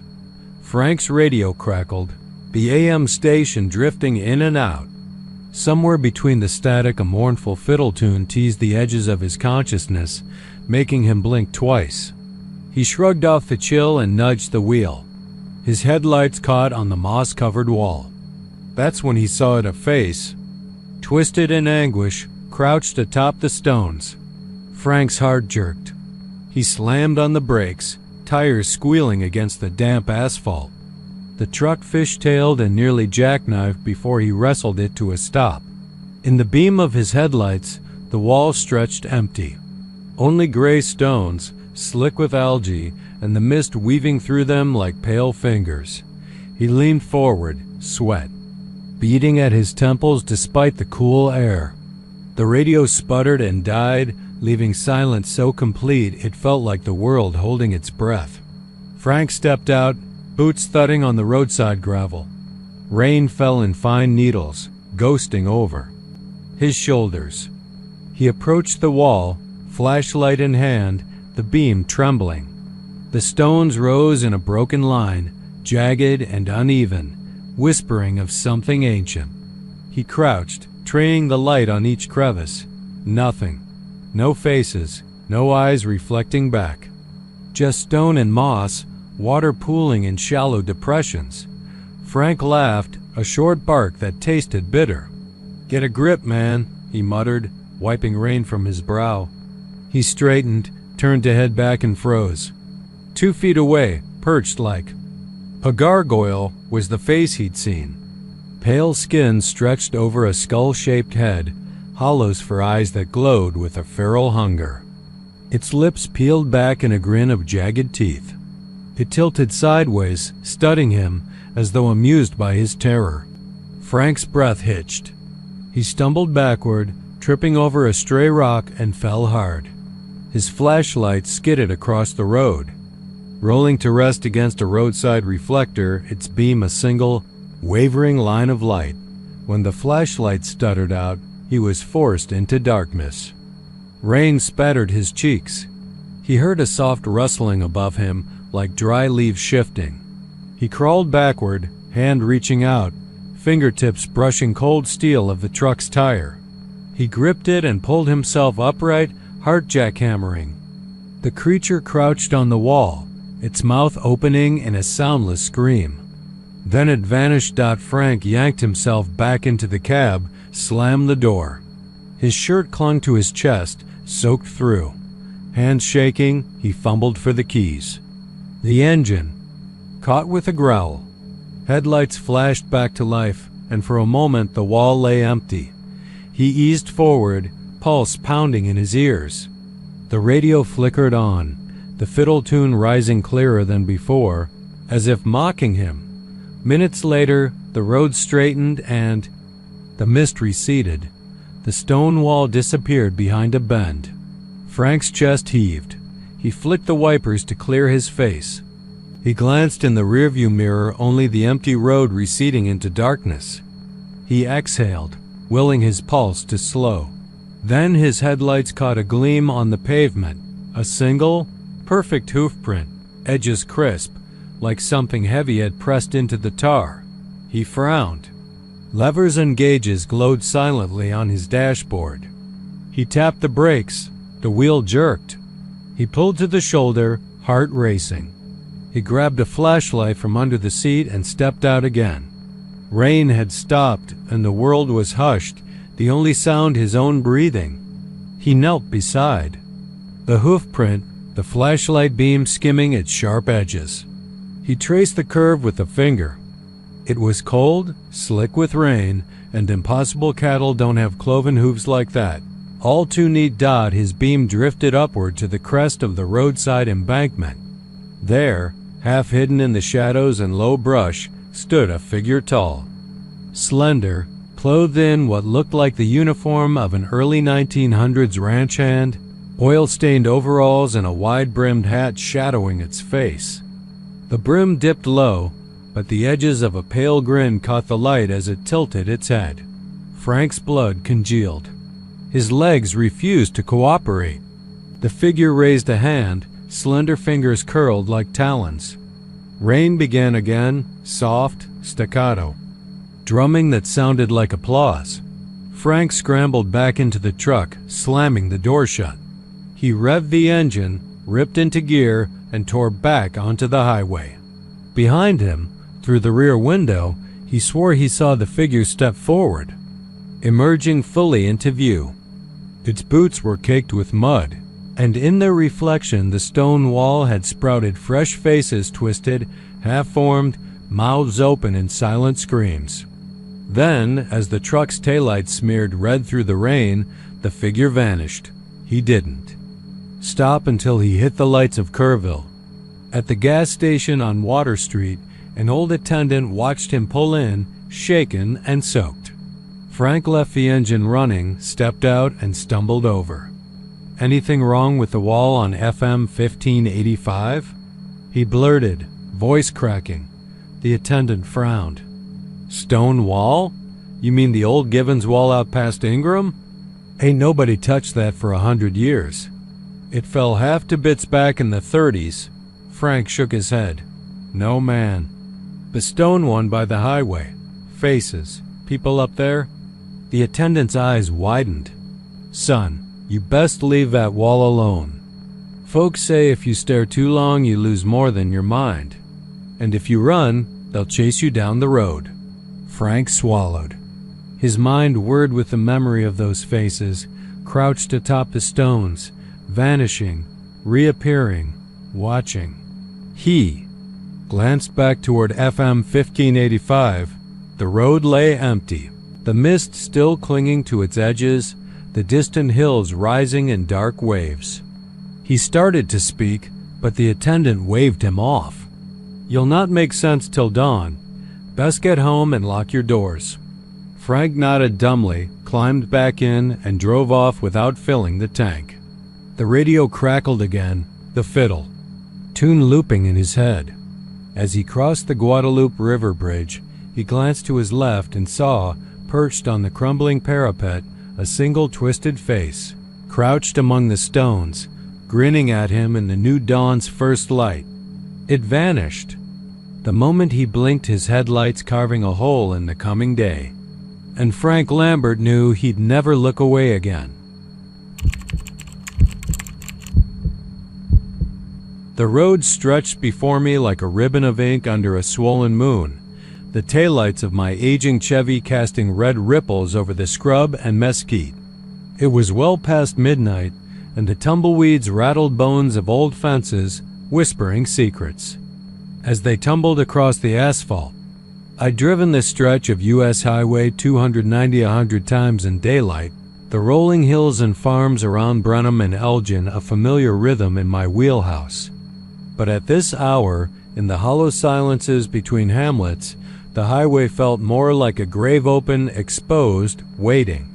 That's when I heard it, the distant toll of a bell, rich and resonant, echoing across the fields as though rung from a tower. Half a mile away, my foot eased off the accelerator. I checked the gauge half a tank, plenty to reach Elgin, but the bell came again, insistent. Dong. Dong, dong. It was deeper than any church bell I'd ever heard, lower and heavier, like iron dragging through water. It sank into my chest, a summons. I slowed to 30 miles an hour, the Chevy's engine chuffing behind me, unsure. My headlights carved, seam lines through the night, but on either side there was nothing but pasture and scrub. No schoolhouse. No church, nothing but the land, flat and dim. The bell tolled again, its sound closer now, as if wrapped around the metal ribs of the road. Itself. I pulled to the shoulder, gravel crunching under the tires, and killed the engine. The silence that followed was so deep I could hear the tumbleweed clack against the undercarriage, and the world contracted to that solitary heartbeat between bell tones. Then the bell tolled once more, and I realized it had move-shifted out of the distance, as if a phantom had carried it closer. Against every instinct, I stepped out, boots crunching in the gravel. The air smelled of ozone and rust. I fumbled for a flashlight, but before I could find it, the bell tolled again, and I saw it. A shimmer of light where the haze met the horizon, an outline of timber and stone that shouldn't have been there. My memory insisted that the schoolhouse had been torn down in '29, burned to the ground when lightning struck, or maybe by arson. Nobody was certain anymore, papers faded or lost. But there it stood, a low, squat building of rough-hewn beams, framed by skeletal trees. Moonlight glinted off broken window panes, and ivy crawled up the walls like veins. A gust of wind rattled the bell tower, a battered cupola, perched atop the roof, and I could swear I heard laughter, high and brittle, echoing inside the empty halls. The invitation was clear. Come closer. My heart pounded so hard I thought I'd wake the dead buried under that soil. The souls of children who'd once sat at desks with chalk-dusted fingers, their eyes shining with hope. They were gone now, smoke and ash, but something remained. I should have run. I should have slammed the door and peeled out, tires spraying gravel, but a crooked magnet in my chest drew me forward. The door hung ajar, creaking like a pendulum as I pushed in. Moonlight pooled on the warped wooden floor, illuminating row after row of empty desks, their surfaces gouged with initials and shapes that time hadn't erased. The walls were blackened near the back, scorched in a jagged arc as though the fire had licked through the room, hungry for something more than wood. The bell tolled overhead, a single clang that reverberated through my bones. Then it stopped. The silence pressed in, and the air turned cold, so cold I could see my breath in ragged puffs. I fumbled for the flashlight and clicked it on. Beam wobbling in my palm cut through the dark, revealing a chalkboard smeared with white letters. Sometime they'll know whose hands rang this bell. The handwriting, small and neat, ended in a loop that swirled like a child's scrawl. My hand shook, sweat slicking my neck. I clicked the light on the bell tower above, and it revealed a rusted bell, its surface pockmarked and crusted with age. A rope hung from its clapper, frayed and gray. I reached for it, compelled, and the second I grasped the coarse twine, that promise of dread snapped into place. The rope slid through my fingers, tugging me upward as though wrapping me in its coils, and before I could balk, the bell tolled once, twice, 3 times, each stroke worse than the last, a drumbeat of sorrow mixed with triumph. Below me, a sound, like stifled crying, rose from the floorboards. First one voice, then another, milling together in a chorus of fractured pleas. "Teacher, help us, he's coming." I froze, chest tightening around my lungs. The voices crescendoed as the bell rang, and suddenly the schoolhouse seemed to breathe. The walls inhaled with me, the desks quivered, the floor groaned beneath the weight of unseen footsteps. The voices wavered, and then, above them, a single clear note. "You stayed." It was a child's voice, soft but unwavering, and it wrapped around my mind. My feet left the desk where I'd cramped myself to ring the bell, dangling over nothing but darkness and those flickering whispers. I tried to climb back, scramble away from the rope's grip, but the rope burned like fire in my palms. I wrenched and twisted, but the bell tower spun me in its orbit, higher, until the ground dropped away and the circle of moonlight through the windows looked like a distant halo. The voices turned urgent, chanting in unison, "Ring the bell, ring. The bell, ring the bell." My arms protested, my vision narrowed, and with a final tug, I felt the rope give. The bell chimed one last time, slow and resonant. Then everything went black. I woke on the shoulder of the highway, the dawn gilding the horizon, dew beating on the windows. My door was open, and shattered splinters of what looked like chalk littered the gravel beside me. The schoolhouse was gone, just empty highway stretching east toward Elgin, no sign of timber or stone. The rope lay coiled on the seat, thick, gray, frayed, but when I reached for it, Its fibers slipped through my fingers like smoke. In my palm, I felt something tiny and hard, a sliver of chalk, white and cold. I looked up as the sun bled gold. Across the road. No bell tolled, no laughter echoed. Only the distant sound of traffic waking in the morning. I got back behind the wheel. Chalk smudged on my fingertips, and I drove on, the schoolhouse never appearing again on any map. But at night, if I'm ever on that stretch at midnight, I can still hear the bells slow, inevitable, calling me home. I was hauling a load of sheet metal northbound when the sun dipped below the Gulf's flat horizon and the sky turned bruised purple. Traffic had thinned to almost nothing, just me and the endless ribbon of asphalt called Deer Park Road. Just. On the edge of Houston's sprawl. My rig's headlights cut through the dusk, but out there in the median, something else was waiting. I spotted it first in my mirror, a pale shape slipping between the streetlights, long coat flapping like broken. Wings. I thought it might be a hitchhiker at first, an odd sight out here where no one ever bothered to walk. But as I slowed, it stopped, turned its head, and caught my eye. In that instant, 2 points of red flame glowed where pupils ought to be. My throat clenched around a scream I could barely choke out. I hit the gas, tires screeching, and caught one frantic glimpse of the coat black as oil, soaked through in places I dared not consider. I slammed the rig into a wider curve, telling myself it was a trick of reflection, something in my mirrors playing games on my exhaustion. My heart was pounding so hard I could feel it beneath my rib cage, rattling my sternum with each thump. I glanced at the exit sign 2 miles ahead, Spillway Road. I needed walls of concrete and streetlights and people. Civilization. But as I closed on that exit, the road stretched before me in the headlights, and the exit loomed faster than the mile markers could count down. I swept onto the ramp, heart racing, expecting the city's yellow glow around the bend, but it never came. Instead, the ramp curved back onto itself, looping under the highway, pitching me right back onto Deer Park Road. My rig rattled over.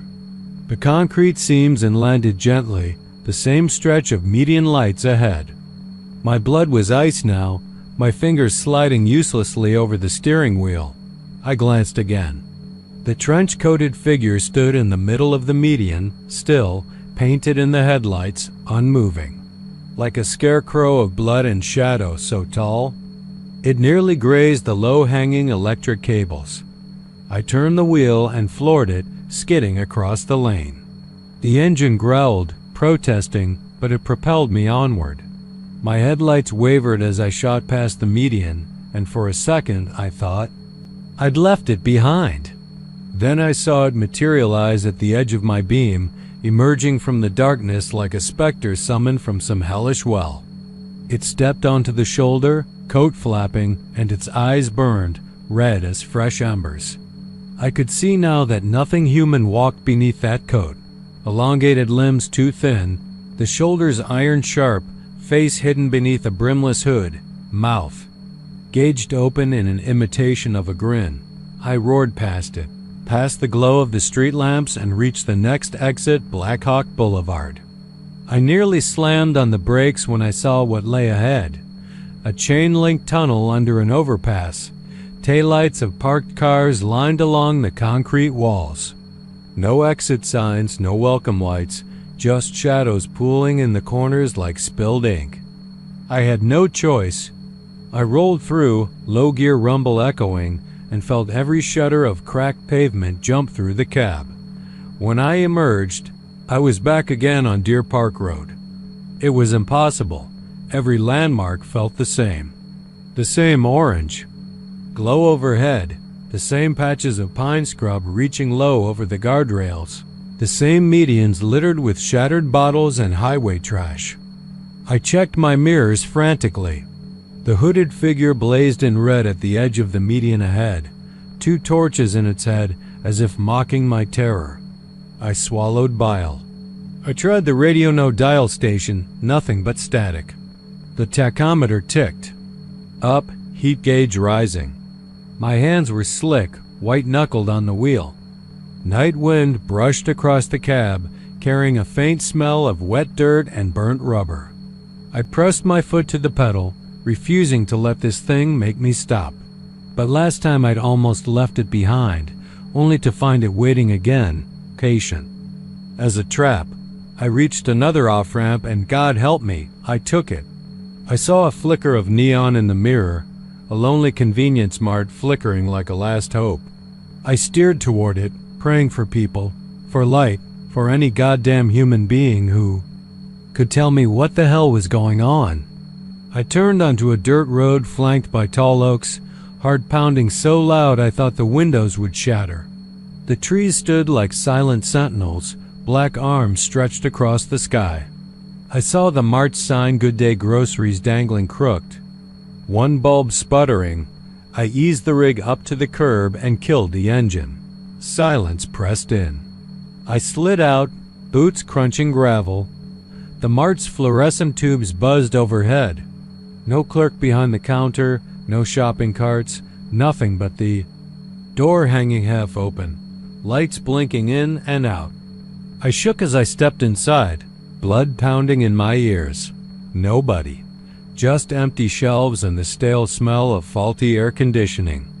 I spun around, eyes darting, and caught movement in the reflection of the glass door. Behind me, in the parking lot, the trench-coated figure glided across the gravel, one torch eye flickering with each step. I backed up, tripping over a fallen magazine rack. My breath came in ragged gasps, adrenaline flooding my limbs. The door slammed shut, and the fluorescent tubes finally died, leaving me in a cocoon of merciless dark.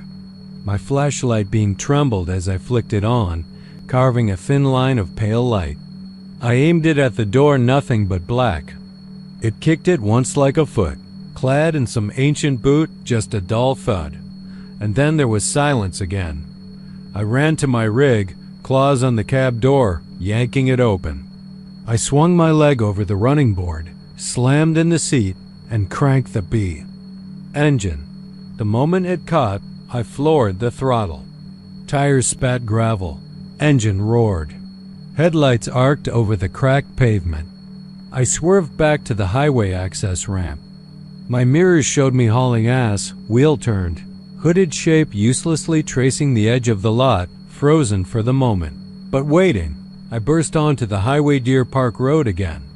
The traffic lights overhead blinked red, then green, then red. I had obeyed the law like some idiot tourist. I pulled to a stop at the next light, chest heaving. When it blinked green, I eased forward, afraid to look out my mirror, but I did.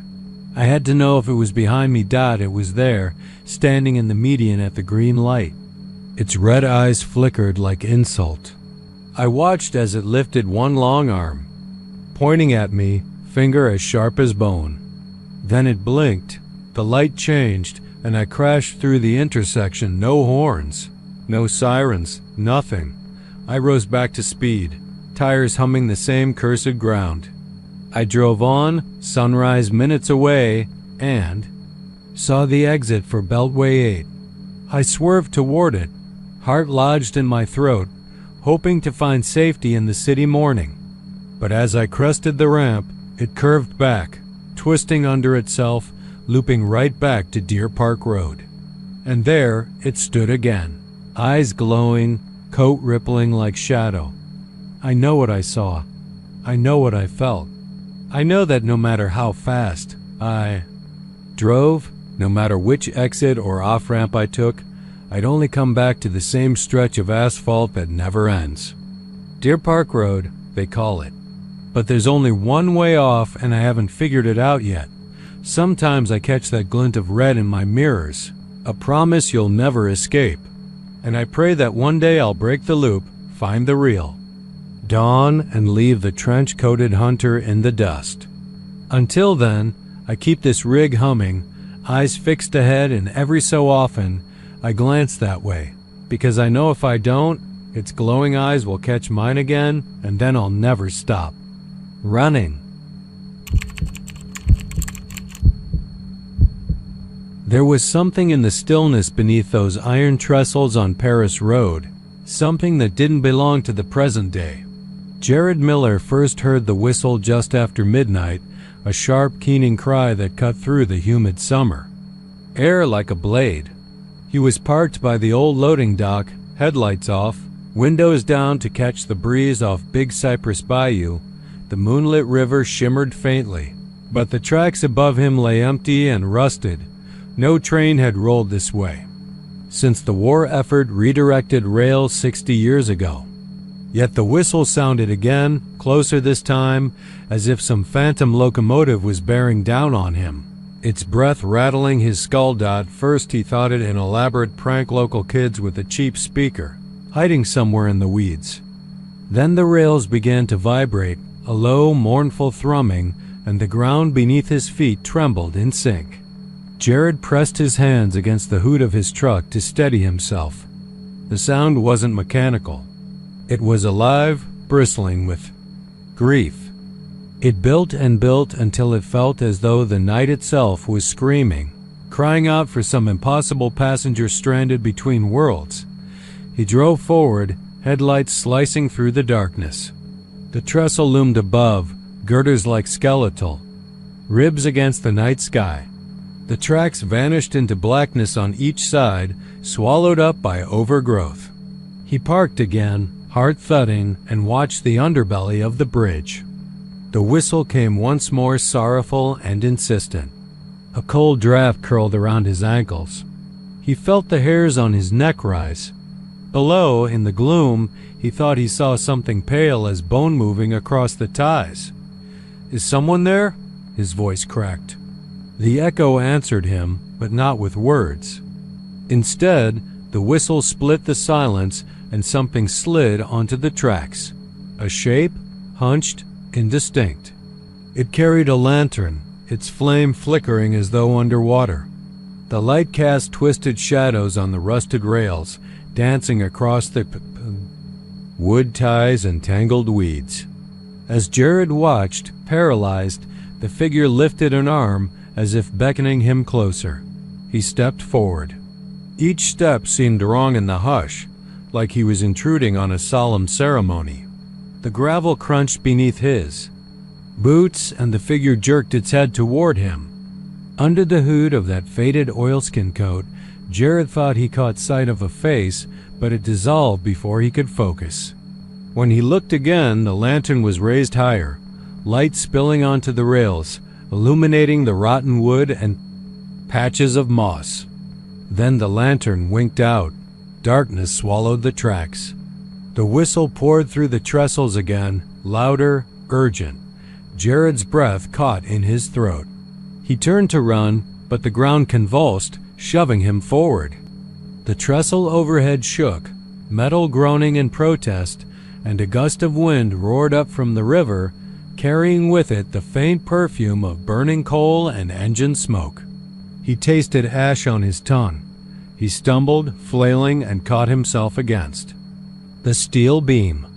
When he dared to look back down the track, there, impossibly, was a train, a locomotive out of another era, its pilot edge raised on the ties, wheels glowing faintly red. It bore no carriages, only the engine, looming like a ghostly sentinel. The headlamp wasn't glass, but a hole of darkness in the front, absorbing light instead of casting it. The engine exhaled steam in ragged puffs, and the whistle shrieked again, cutting through Jared's mind.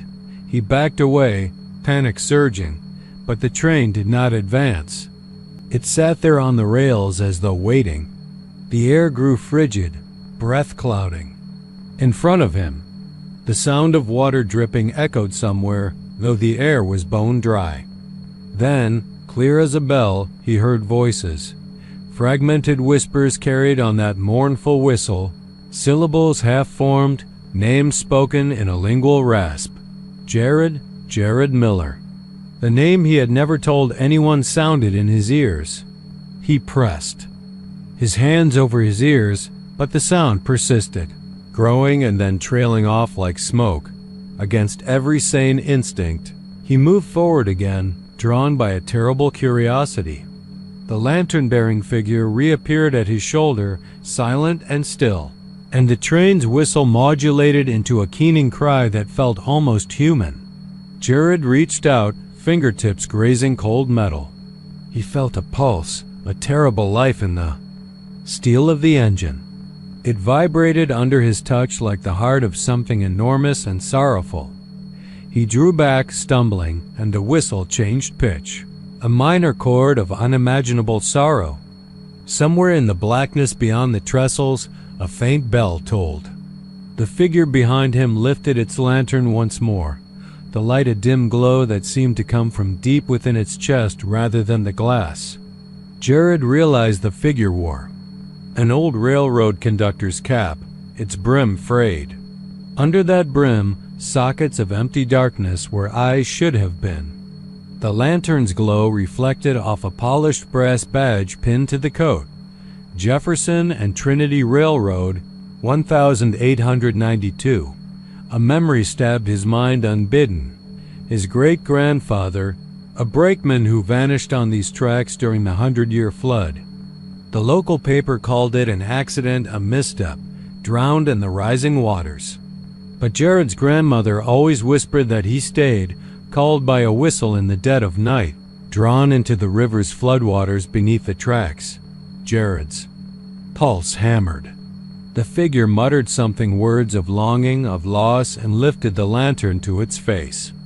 The darkness in those sockets swirled and pulsed, and for the briefest moment he saw his great-grandfather's features, stoic, eyes wide with anguish, lips parted as though to speak, but no words coming. The lantern flickered, casting fleeting light on a name etched in the metal of the engine side, Engine No. 7. It was his great-grandfather's train. He shivered, overwhelmed by grief that was not his own. The whistle shrieked once more, and the world tilted. He felt himself drawn forward, onto the ties, heart thundering, the phantom train beginning to glow brighter, its whistle demanding release, its steam hissing tears dot with a surge of fear-fueled strength. Jared tore his gaze away and bolted, sprinting back toward his truck. The tracks behind him thrummed like a living thing, groaning under the weight of the past. He didn't look back until he slammed into the cab, slammed the door, and turned the key. The engine roared to life, drowning out the whistle. In his rearview mirror he saw the trestle, steel girders silent under moonlight, and the tracks empty once more. But as he drove away, the whistle followed, faint but unceasing, woven into the pulse of the night. And he knew that the engine no longer waited for him. It waited for something else to finish its journey across a phantom future, calling out for souls trapped between then and now, and echoing down Paris Road until the end of time. The evening sun set low over the limestone ridges, leaving the oaks and cedars in long, crawling shadows as Sarah eased her sedan onto County Road 372. The shoulder was soft with fallen needles, but the pavement was more intact than the old picnic tables that lined a pull-off a quarter-mile back. She'd passed them twice already, their oak boards splintered like shattered bones, the metal legs twisted by rust and decay. A county worker's job half done, abandoned tools still leaning against a wooden post. She glanced at her rear view. Mirror-empty road. But for a moment, she was certain she'd seen something dash across, something slender and too quick. A ripple of unease settled like a stone in her gut. She rolled the window down. The air smelled of damp earth, sour blossoms, and something metallic. Sap, she told herself. The fruit trees fringing the pull-off were older than anyone knew there. Twisted trunks sagging under the weight of lumpy apples turning black at the core. A trick of reflection had given them the look of bruised flesh. Sarah parked by the tables, just as she often did when she needed a break from endless miles of highway. Her job for the day was done. She delivered antiques to that big Victorian down the road, and now she wanted a snack, a moment to stretch her legs. She retrieved a bottle of water, cracked it open, and stepped onto the gravel, the cap hissing, like something exhaling. The picnic table nearest her slumped forward, 2 legs shorter than they should be, and she reached out, pressing a hand against the rough wood. It felt sticky. She wiped her palm on her jeans and caught a droplet shimmering against the denim, deep red like blood. Fingers trembling, she leaned closer. The sap, she reminded herself, bled from broken limbs, scientific enough, but the pattern was weird. Thick beads that oozed from splits as though the trees were wounded by knives. A sudden breeze whispered through the branches, carrying a sound so faint she thought her mind was playing tricks. Footsteps. Barely there, as if someone or something was padding around her car on the other side. She turned her head. Nothing. The sky was streaked with pink clouds, the last warmth of day vanishing. But the sap still pulsed. Her phone vibrated in her back pocket. A text from her brother. Don't stay out too late. Cows spooked again near Miller's pasture. Wild tailies, hysterical texts from a tired sibling who still thought this road was haunted. Sarah swallowed, forcing a smile she alone could see. She should have heeded his warning, parked somewhere better lit. Instead, she'd chosen to stay. She bent to pick up her backpack. In the corner of her eye, movement aflash between the trees. She squinted. Maybe a deer. But deer didn't circle cars. Deer didn't know how to stay just at the edge of vision, like a mirage. She backed toward her sedan, every step crunching the gravel, each one echoing loud enough that the silence pushed back. She felt watched. She reached the driver's door and paused. The footsteps were louder now, deliberate, heel-toe. Heel, toe around the back of the car. She pressed her palm to the door handle, the metal trembling under her palm. Her breath quickened. She swung the door open, slid inside, slammed it shut. Locked out, heart pounding. Eyes flicking to the rearview mirror, she watched the trees shiver. The fruit tree sap dripped onto the gravel beside the picnic table, a tiny puddle growing crimson. The car's interior light glowed weakly, casting pale halos on the leather seats. She fumbled for the ignition. The engine turned over sluggishly, coughing as though reluctant to start. Footsteps. Right there, beyond the trunk. She clenched the steering wheel, chest tight, and the engine caught. Lights pierced the dusk. She eased the car forward, but tires on gravel spat stones. She glanced into the mirror, nothing but the dark outline of branches. She exhaled, but her lungs burned. She pushed the sedan back onto the road, turning the wheel too hard. The tires rasped, and she felt the car tilt. Off the asphalt, one tire, sinking into the soft shoulder. She cursed and reversed, gunning the engine, but the car refused to grip. Panic flickered. She stomped the brake and wrenched the wheel, yanking her door open. Once more, she was out, dead weight, ankle twisting, in the gravel. She limped to the front, breathing harshly, hands trembling as she hit the wheel. The engine died. The world went silent again, except for her ragged breaths and the low hum in her ears. She closed her eyes, calling herself an idiot for stopping in the first place. Calm down, reach for the phone. Call AAA, but the vibration in her pocket insisted. Otherwise an incoming call now. She punched up the screen. Unknown. She tapped answer. Hello? Her voice cracked. The line was dead for a second, static. Then, a low, raspy breath.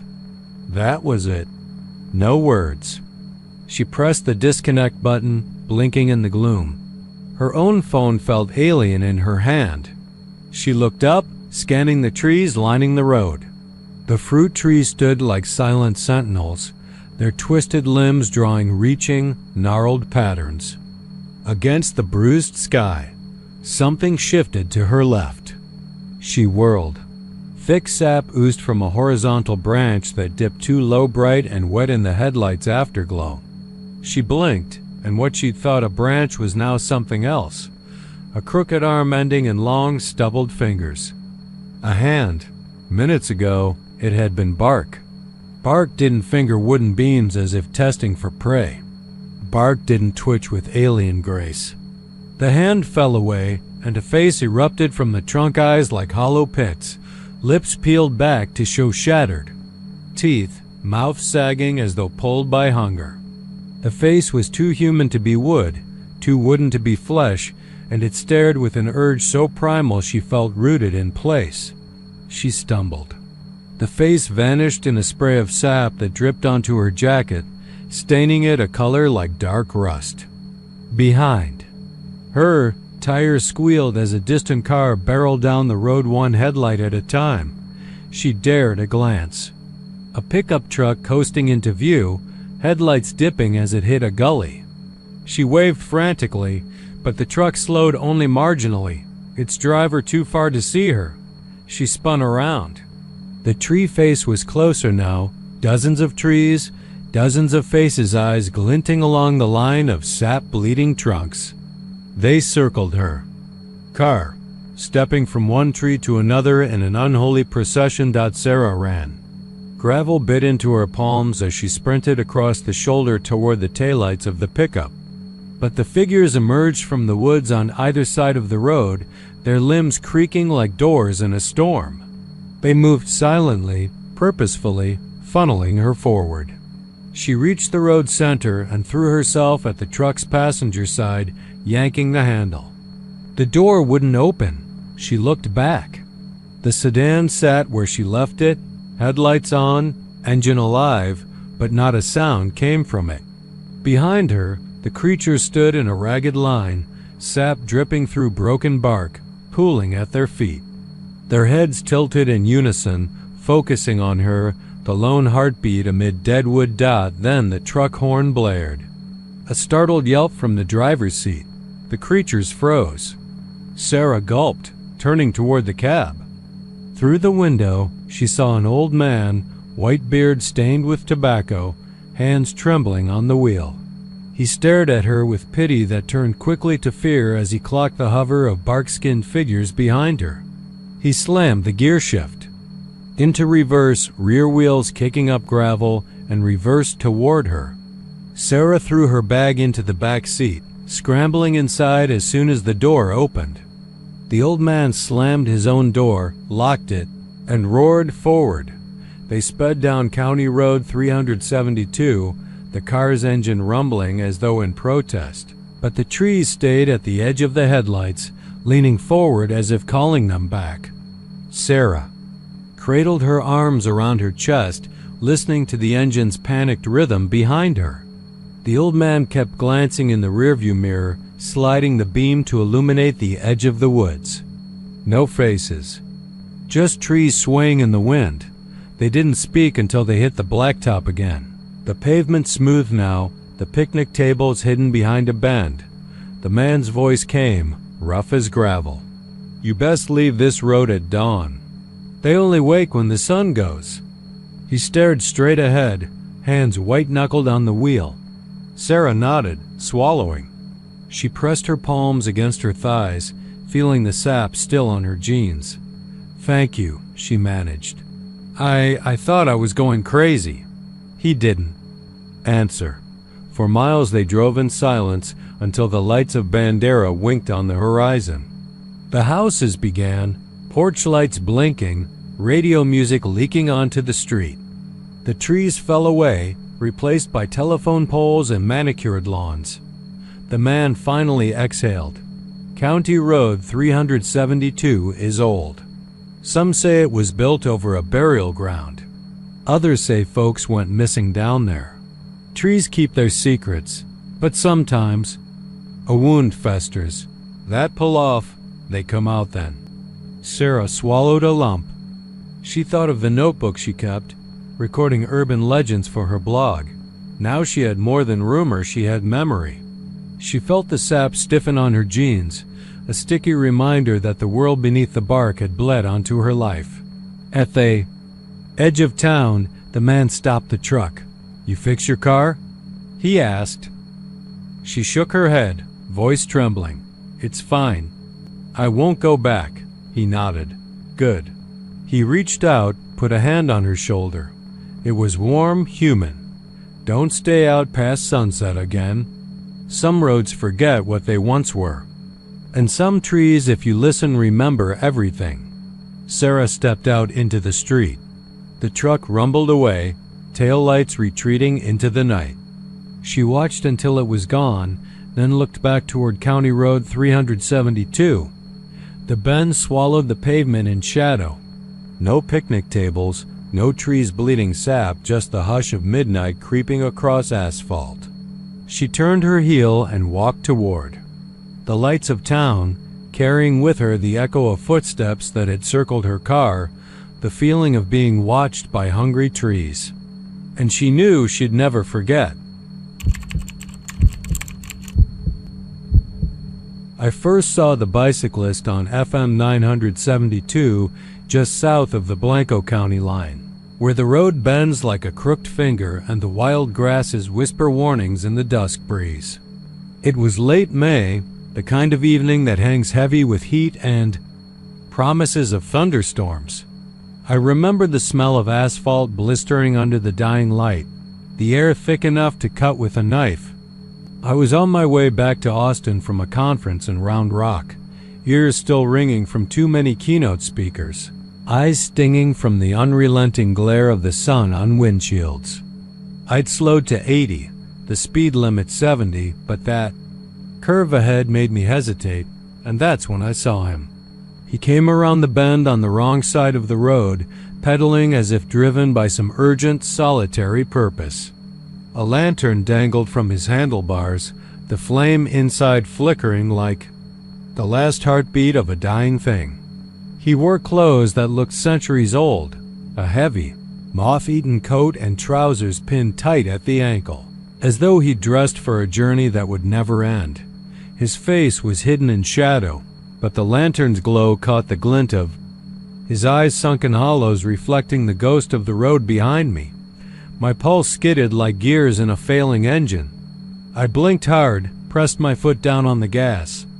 The gravel on the shoulder crunched under my tires as I drove past, too startled to honk the horn, too afraid to look away. When I glanced back, the bicyclist was gone. No tire tracks marred the pavement, no glimmer of lantern light. It was as if the road had simply swallowed him whole. I laughed at myself, stupid, spooked, fooling myself into seeing ghosts.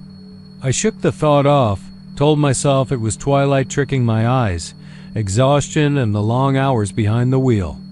But the thought wouldn't let me go, nagging like a wasp trapped behind my eyeball. 2 nights later I was driving the same stretch, this time at nearly midnight. A storm was rolling in from the west, lightning flickering against a dark canvas of clouds. I'd stopped at a gas station for coffee black, way too sweet, and the cashier warned me about the lantern rider if anyone asked. I paid no mind to her half grin and crooked teeth. I'd heard worse tall tales on the road. I left the station, ears humming with static, and when I turned onto FM 972, the world had slipped inside a steely downpour. The road was slick, slicker, then spilled oil. My wipers thrashed at the windshield like clumsy dancers.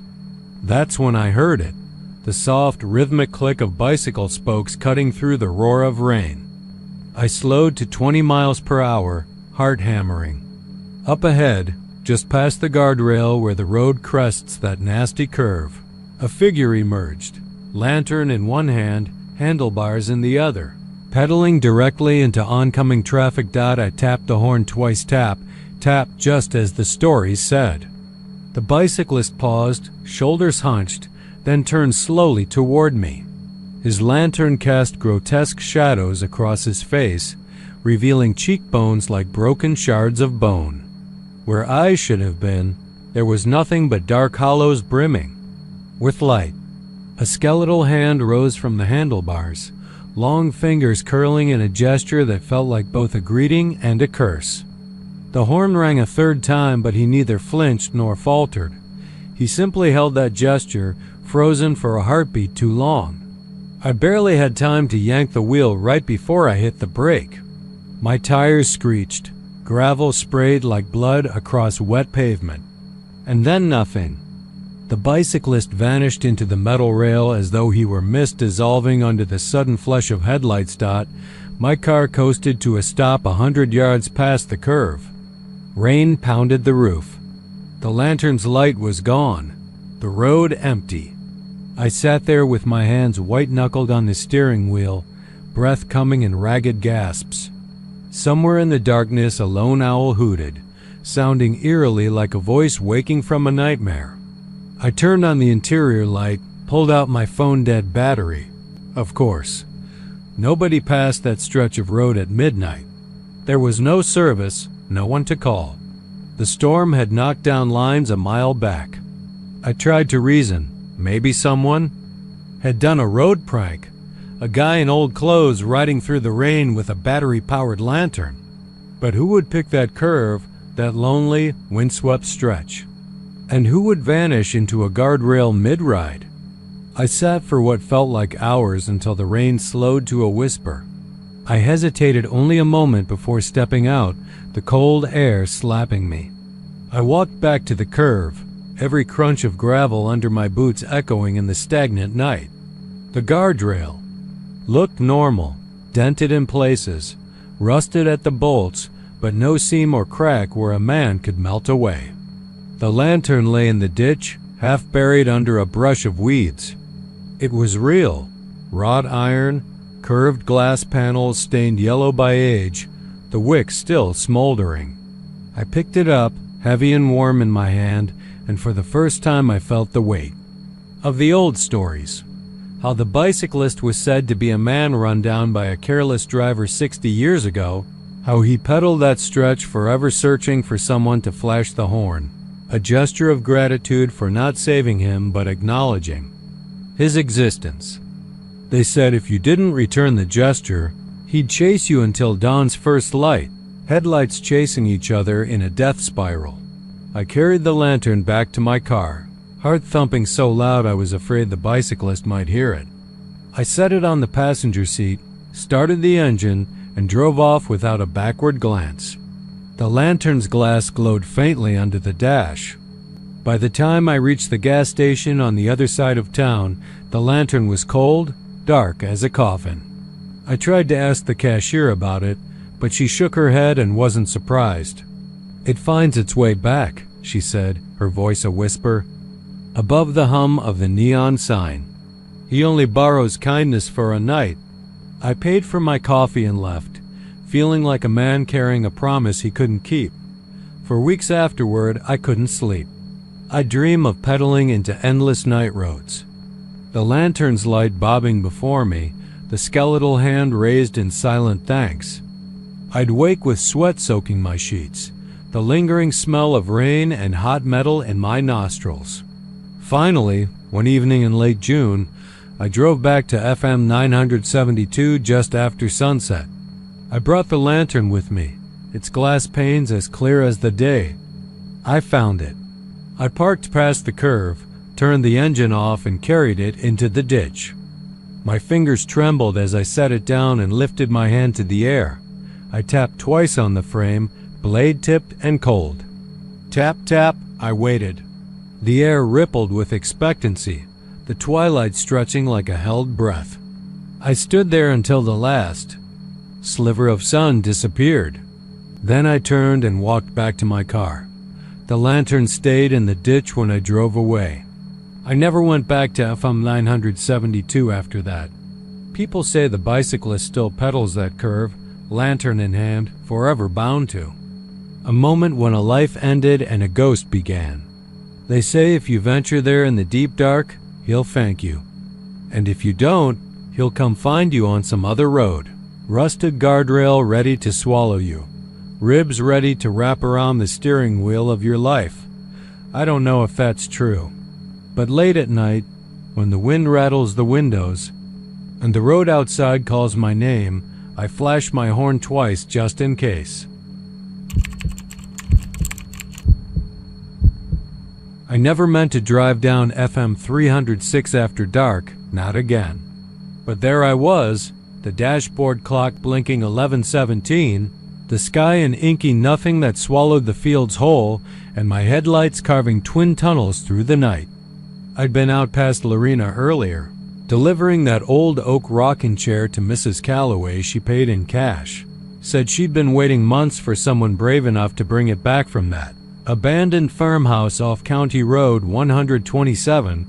The road back to Waco was more direct, but something had drawn me instead to that shaky stretch of Farm to Market 306, the one locals whisper about but refuse to swear is real.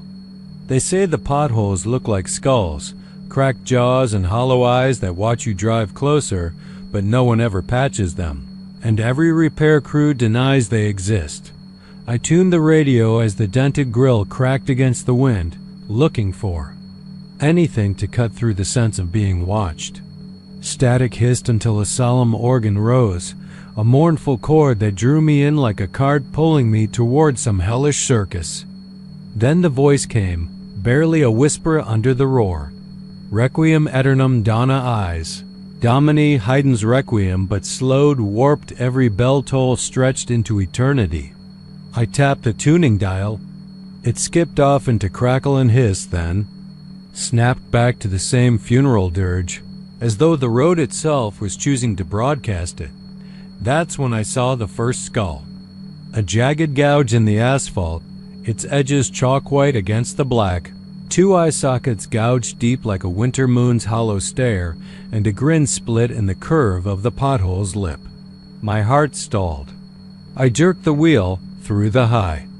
Beams on full, but there were no shoulders, only cornstalks hunching beside me like mourners at a graveside vigil. The radio swelled, the organ groaning until I reached down and slammed the power button. Silence, except for the tires crunching. Gravel. Every instinct told me to turn around, to run away before the hollows in the road swallowed me, but the way back had been closed for months' collapse, the county claimed. The detour signs had rotted down or blown away. I was stranded on this haunted ribbon of asphalt, the skulls ringing my headlights like a gallery of dead faces. So I pressed on, hoping that by some mercy I could outrun whatever foul business held this stretch in its grip. Each pothole I passed seemed fresh, as if the living earth had erupted into ghostly skulls overnight. One was the size of a toddler's skull, and I swear I saw a spiral of thin hair etched around its rim, like a fossilized shape pressed into tar. With every bump I felt a jolt in my spine, as though something inside those hollows was twitching, inching closer. I reached for the radio again, longing for any sound that wasn't the pounding of my heart, but only silence answered. My headlights flared on a sign, FM 306 North. Beneath it, someone had smeared with mud the word stop. No flashes of red or yellow, just crude scrawl and filth. I swallowed. My reflection blurred in the rearview mirror. Dark eyes rimmed in white, sweat beating at my hairline though the air was cool. Somewhere behind me, I thought I heard a thump against the trunk of my car, a dull metallic clang. My hand rose to the glove compartment where I kept a tire gauge and a bottle of water. Probably a branch fallen from the wind, I told myself. There had been wind. But then the radio sparked alive again, static folding into the same chord of Requiem. I flipped. The switch gone again. I tapped it. Back came the organ, deeper now, as if the pipes were located beneath the pavement, miles of catacombs sending their echoes skyward. I turned the volume down, feeling the vibrations in my teeth. Ahead, another skull pothole, but this one was unlike the others. It seemed to sit proud, raised above the road like a bony ridge. I slowed until the grill almost touched it, peered down into the black gap, and saw something glinting. A pair of small round lenses, the gleam of glass. My breath. Hitched? Glasses? But whose? And why here? I hit the brakes too late. The front tire dipped in with a clunk, and the car shuddered. I cut the engine, the world dropping into near-silent velvet. The scent of damp earth and burnt oil hovered around me. Hesitantly, I unbuckled my seatbelt, stepped onto the cracked asphalt. The air was dead. The headlights stretched long arms of yellow across the fields, but beyond their reach was null. I crouched by the hole and peered in. The lenses were still there, perched on a nose-shaped shard of bone. I reached down, inches from that hollow maw, and my fingertips burned with cold. My chest tightened. I thought I heard something inside. Low rasp, like a gale coughing through a tomb dot. My fingers brushed the bone, or what I thought was bone. It was brittle, porous like volcanic rock. For a moment my skin crawled, and I drew back. The radio cut in then, a soft voice, almost tender, humming Haydn's Requiem melody without words. I spun toward my car. The passenger side window was down, though I'd left it up. A breeze carried leaves across the seat. I searched the fields, but they were empty. The hum rose into a chorus of phantom voices, and I felt the hair on my neck lift. I sprinted to the driver's door, yanked it open, and jumped in. My fingers found the ignition key, and I stomped it home. The engine roared, and the skeleton. Radio smashed through the dash, but through the static I heard my name, whispered like a benediction, "Michael." I froze. That wasn't my name. The whispered syllable repeated, and I realized it was too low, too guttural. It emerged from the road itself. The skulls I'd passed, their hollows had been mouths, and now they were speaking. I slammed the radio off and gunned the engine. The tires screeched, and I lifted off the brake and tore forward, swallowing potholes and gravel in a blur of motion. Emmy, the voice followed, rising into a cacophony of requiems as if some restless congregation of the dead were chanting in pursuit. The skull-shaped potholes blurred, but I could feel them, each bump a hammer blow to my skull. My vision flickered between the wreck of my headlights and the wheel. I forced myself to breathe evenly. Though my lungs burned, Lorena's lights appeared like a mirage-warm, distant, promising refuge. I floored it, the tarmac bending under the thunder of my wheels. And then, as if someone yanked the rug from beneath me, the road went flat. The skulls ended. The fields parted, and the sweet glow of street lamps washed over me. The radio crackled back to life, not Haydn, but classic rock, the familiar strains of a guitar solo slicing through the night. I blinked, pressed my palm to the steering wheel, heart pounding like the pistons beneath me. I didn't stop until I reached the first gas station, where the attendant stared at me like I'd sprouted horns. He offered a coffee, but I just shook my head and asked the time. 11:45. 28 minutes since I'd left that wretched road. I fumbled for my wallet, paid, and drove off without another glance. The next morning, I called the county highway department. I asked about FM 306 repair schedules, about skull-shaped potholes. They laughed. No such road in their system. A driver had reported a damaged section west of Lorena, but that was years ago, they said, and the county crews fixed it quickly. I pressed for details. When, what repair crew, what time. Silence. Then the voice on the line flat, "Are you feeling all right, sir?" I hung up. I looked back at FM 306 on the map that evening. A straight, unbroken line, no markings, no detours. No potholes at all. But I know what I saw. I know what spoke my name over the organ echo of Haydn's Requiem. They patched the road, I suppose, but not the bones beneath it. And if you drive that way past Lorena, at night, when the fields hold their breathless and close, you might just hear the hum of a choir that never learned to rest in peace. And when you hit those skull-shaped holes, if they're still there, reach down and touch the bone. Someone else's fingertips might be waiting for you. The engine's hum fell away beneath the hush of live oaks and mesquite, and the narrow ribbon of asphalt ahead swallowed the headlights, plunging the world into a tunnel of obsidian night. I eased the Crown Victoria's speed down to 20 miles an hour, have to spare my worn tires in half because a warning light somewhere in the back of my head whispered that Bandera County at 2 in the morning was no place for hurry. Fog curled in veils along the roadside, clinging to cactus, and low shrubs, and the moon, a sickle sliver tucked beneath ragged clouds, offered almost no light. The only certainty was the click of my blinkers and the thump of my pulse against the steering wheel. Just past a rise so gentle I barely felt it. I saw them 2 points of glare, bright and soulless. They floated in the middle of the lane as if headlights had materialized on wings. My heart slammed. I thought for a second it must be a pickup truck stalled there, but no red taillights glimmered beyond, and the beams spread wide as though aimed directly at me. I braked instinctively, the tires singing against the pavement. The lights swooped toward the grill with the velocity of a striking animal, then skidded to a halt so close I could feel the heat of their beams through the metal. I sat frozen, door handle in hand, face streaked by condensation on the windshield, staring at nothing more than empty air beyond those headlights. After a long second, I scooped up the flashlight from the passenger seat. My fingers trembled against the smooth metal. When I opened the door, the wind that rushed in was sharp and cold, smelling of damp earth and something fouled like rot.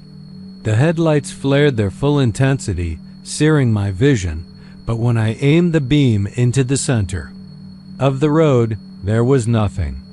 The asphalt lay bare beneath drifting fog, and only the skeletal outlines of the trees responded, their branches thrashing as if in silent agony. I swept the flashlight back and forth, my breath a ragged hiss in my ears.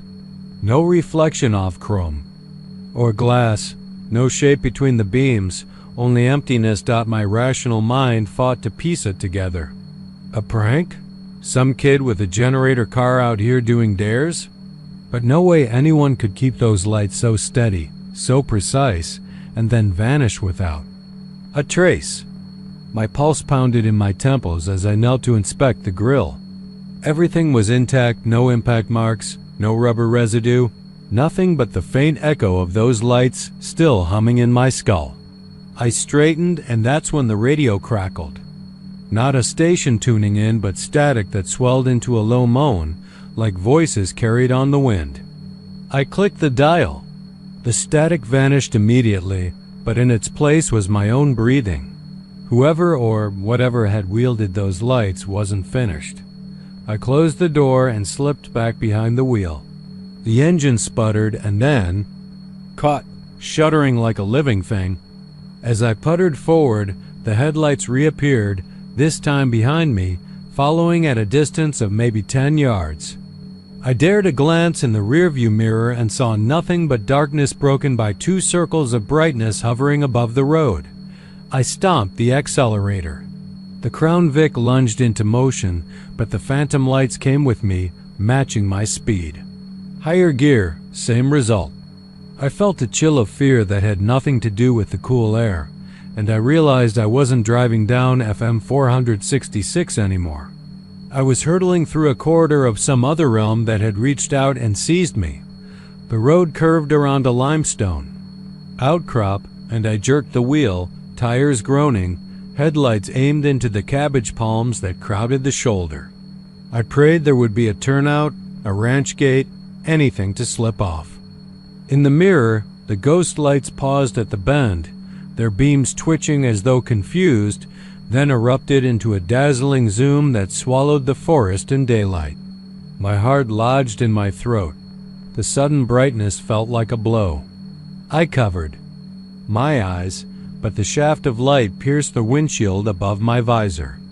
A thunderclap of sound rattled the car metal on metal, and I gripped the wheel as the Crown Vic skidded off the asphalt, spraying gravel against the rocky slope. When the car finally ground to a halt, I dared to open my eyes. The phantom lights were gone. In the gloom, the trees loomed, leaning inward. The only movement was the fog drifting across empty pavement. My tires had gouged a rut in the shoulder, but beyond that, no sign of the confrontation I'd just endured. I unbuckled and swung my legs out, boots crunching on stone. A soft rustle told me something moved in the thicket, something small. I flicked the flashlight off the console and clicked it on. In the beam, the road ahead was clear, but at the edge of the trees, shapes crouched, eyes shining faintly red, like coals sunk in hollow sockets. They retreated the instant I shone the light directly, dissolving into shadows. I leaned forward, voice trembling as I whispered, "What are you?" No answer but the drip of condensation from leaves. I stood taller, raising the flashlight above my head, its circle widening to reveal a black sedan parked in my place on the asphalt. It was pristine, untarnished by gravel or dirt, and looked as if it had just rolled off a showroom floor. The windows were tinted so dark I couldn't see inside. My rational mind insisted this must be the source of the lights, but when I took a step, my boot gashed the air. The sedan's tires didn't make a crease in the pavement. It was unreal, suspended. On a horizon between reality and something else, I moved closer. My footsteps sounded muffled, like walking through water. The closer I got, the more my flashlight seemed to dim, as though the vehicle drank the light. I swiped my hand across the hood. It passed right through. I recoiled with a grunt. No solidity. Panic wrapped around my ribs. I should have run, should have gotten back in my car, sped away, but something held me, curiosity, disbelief, the sick thrill of standing face to face with impossibility. Then, the sedan's headlights ignited behind. The windshield. Full beams blazed for a heartbeat, and I reeled back, the glare peeling my vision. And then the lights charged forward, out through the glass, through the air, toward me. I dropped to the ground, scrambling backward, dirt slicing my palms. The lights passed overhead, humming like a swarm of hornets, unerringly accurate. My ears rang as they flew past, and I rolled to my feet, sprinting toward my Crown Vic, adrenaline flooding every muscle. The lights folded back, circling me, trapping me in a net of brilliance that stung my eyes. I covered my face, stumbled. Into the sight inside as it swooped down again, but this time I grabbed the handle of the rear door. The door swung open into nothing, yawning like an empty mouth. I hesitated, mind screaming to flee, but the lights closed in. My foot found purchase in the doorframe, and I pulled free, tumbling into an empty void. For a breathless moment I fell. Through nothing, suspended between realities, and the cold seeped into my bones. Then I hit pavement with a thud, wind knocked out of me. I rolled onto my back and fought for air, chest heaving. Above me, the fog parted, and I saw two headlights looming at the bend, flickering like dying stars. They held there, unmoving, and then blinked off. I lay there long after the darkness returned, waiting for my heart to still. Behind me, the Crown Vic sat alone on the shoulder, its door half open, engine ticking as metal cooled. I crawled back toward it, half expecting the sedan to appear again, but nothing stirred. When I finally got inside, I locked the doors with trembling fingers, and the interior light cast a sickly glow on the empty passenger seat. I fumbled the key into the ignition and twisted. The engine roared and I floored the gas, tires clawing. Rode as I peeled back onto FM 466, the ditch and stones flying past. For miles I didn't look back. My eyes burned from headlights that weren't mine, and I kept the visor down, breathing through my mouth. When at last I reached a stretch of road where the oaks receded into scrub, I allowed myself to glance in the mirror. No lights, no phantom.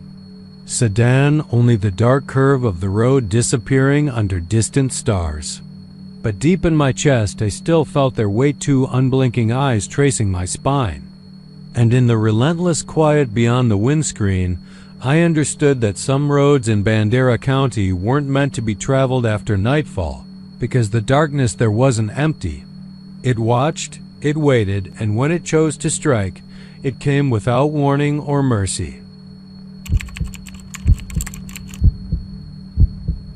I remember the first time I heard about the Twisted Sister.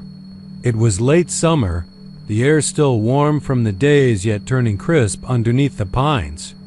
I just rented the old Ford station wagon from JC at the service station in Leakey.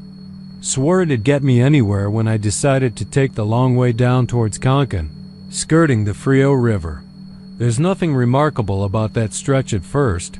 2 lanes of asphalt, a roadside pull-off lined in broken copper-tone wildflowers. The dense trees pressing so close you can almost feel them breathing. But around milepost 22 give or take you start to notice the silence. I rolled down the window, expecting the usual hum of cicadas or the rustle of leaves, but there was just this heavy stillness, like you'd driven into a void. My engine felt smooth until it didn't. One moment I was gliding past a battered sign warning of steep grades, and the next, the station wagon shuddered. The gauges dipped, the tachometer wobbling like a split-second seizure, and then the rattling gave way to dead silence under the hood. My heart jumped. I flicked the ignition, turned the key, again nothing. No sputter, no cough, no whining starter. Motor. Just the faint click of the solenoid, a quick, cold joke. I coasted to the shoulder, gravel crunching beneath the tires. Peering into the trees, my flashlight revealed nothing but trunks and underbrush. The beam pierced only a few feet before dissolving into darkness. I tried my phone, no signal. Of course, this was the back road where maps go to die. That's when I saw them. 2 eyes, low in the weeds at the very edge of the shoulder. Cold pinpricks of pale blue light, each no larger than a marble. They glowed, unswerving, intense. I froze, hand on the flashlight. The eyes didn't blink, they just stared. They were too far apart to be human, too small. A fox? A raccoon? Didn't seem right. The eyes were unnaturally still, reflecting. Back the beam like perfect lenses. Hello? I called, voice rough. No answer, but the echo of my own voice bouncing off invisible walls. My knees jarred against the car door as I climbed out, breathing shallow. I clicked the flashlight off, then back on eyes gone. Just wet leaves and rotted pine needles. I exhaled, tension sliding off my shoulders in a nervous laugh. Some nocturnal critter, nothing more. I knelt, shining the beam again, but still only the earth. I stood, dusting gravel from my jeans, and leaned into the engine bay. No leaks, no loose wires, nothing obvious. The hood rattled in my hands. I went back inside and closed the hood with a bang that echoed unnaturally loud. If I could push the car to solid ground, I'd be okay. Hell, I could walk the rest of the way. It wasn't so far. I slapped the car into gear and tried to push. It budged an inch, then stalled again. The gauge lights flickered once, mournfully. My skin crawled. I stepped back, chest tight. Then I heard it, the softest rumble. Like distant metal grinding, rising in a crescendo I felt more than heard. My flashlight trembled in my fist. The trees across the road began to sway, though there was no breeze. Leaves whipped against the windshield. The headlights flickered, and through the flicker I saw movement. Dozens of little pinpoints, like stars, drifting between the trunks on both sides of the road. They bobbed in and out of view, some at trunk height, others low to the ground. Eyes. I climbed back in and locked the doors, heart hammering. That grinding sound rose into a roaring chorus. The lights around the trees grew brighter, closer. Eyes. hovered at the windshield, pressing against the glass until I could feel the pressure, cold and slick like wet stones. I fumbled for the key, heart pounding in my throat, then the engine caught. The roar silenced instantly, engine pulsing smoothly. Without thinking, I slammed my foot on the gas. The station wagon jerked forward, tires spinning on the gravel. The eyes at the windows vanished in an instant, as though they'd never been. I shot down the road, headlights slicing through the emptiness until I reached black asphalt again. I stopped at the next house. I saw an old clapboard set far back, with a single lamp burning on the porch. An old man in denim overalls answered my pounding at the door. He looked at me with tired eyes, drawn tight like leather. I told him about the car, the eyes, the whole twisted night. He nodded once as though he already knew. Twisted Sister's been doing that ever since the bus, he said. His voice was a whisper. Years back, they found the school bus way down the ravine. Kids and driver gone, but the wreck was there, coach hanging off the edge. They searched for days, never a body. Folks said they saw lights in the woods, thought. They heard children's laughter. Then cars started stalling. Hunters, tourists, anyone who got too close, they lost power, their lights died. And those eyes? I tried to ask more, but he turned and walked away, leaving me on the porch, small lamp flickering in the dark. I heard him mutter as he climbed the steps, a hymn half sung. I got a jump on the rest of the drive, but I couldn't shake the feeling that something followed me. My headlights played tricks, branches snapping like bones, shadows shifting at the corner of my vision. Whenever I glanced in the rearview mirror, I half expected to see reflective eyes riding the tail. But there was only black road and the yellow. Line vanishing into my taillights dot back and leaky. I tried starting the car the next morning. It fired just fine. Mechanics said there was nothing wrong, spark plugs good, battery fresh, alternator solid. Maybe guzzled some bad gas, he suggested, though I'd filled up in town. I paid him and left, but I've never driven RM337 after dark since. I can still feel those eyes at the glass, still hear the hum of engines cutting out. Sometimes, at night, when the wind rustles the curtains just right, I swear I see pale pinpricks moving in the shadows outside my window. Always watching. And every now and then, I wonder what happened to that bus, to those children. I wonder whose eyes I saw, whose eyes I'm seeing now. Because the school bus never leaves the ravine, but the children, they ride the Twisted Sister every night. And they're always looking for a new driver.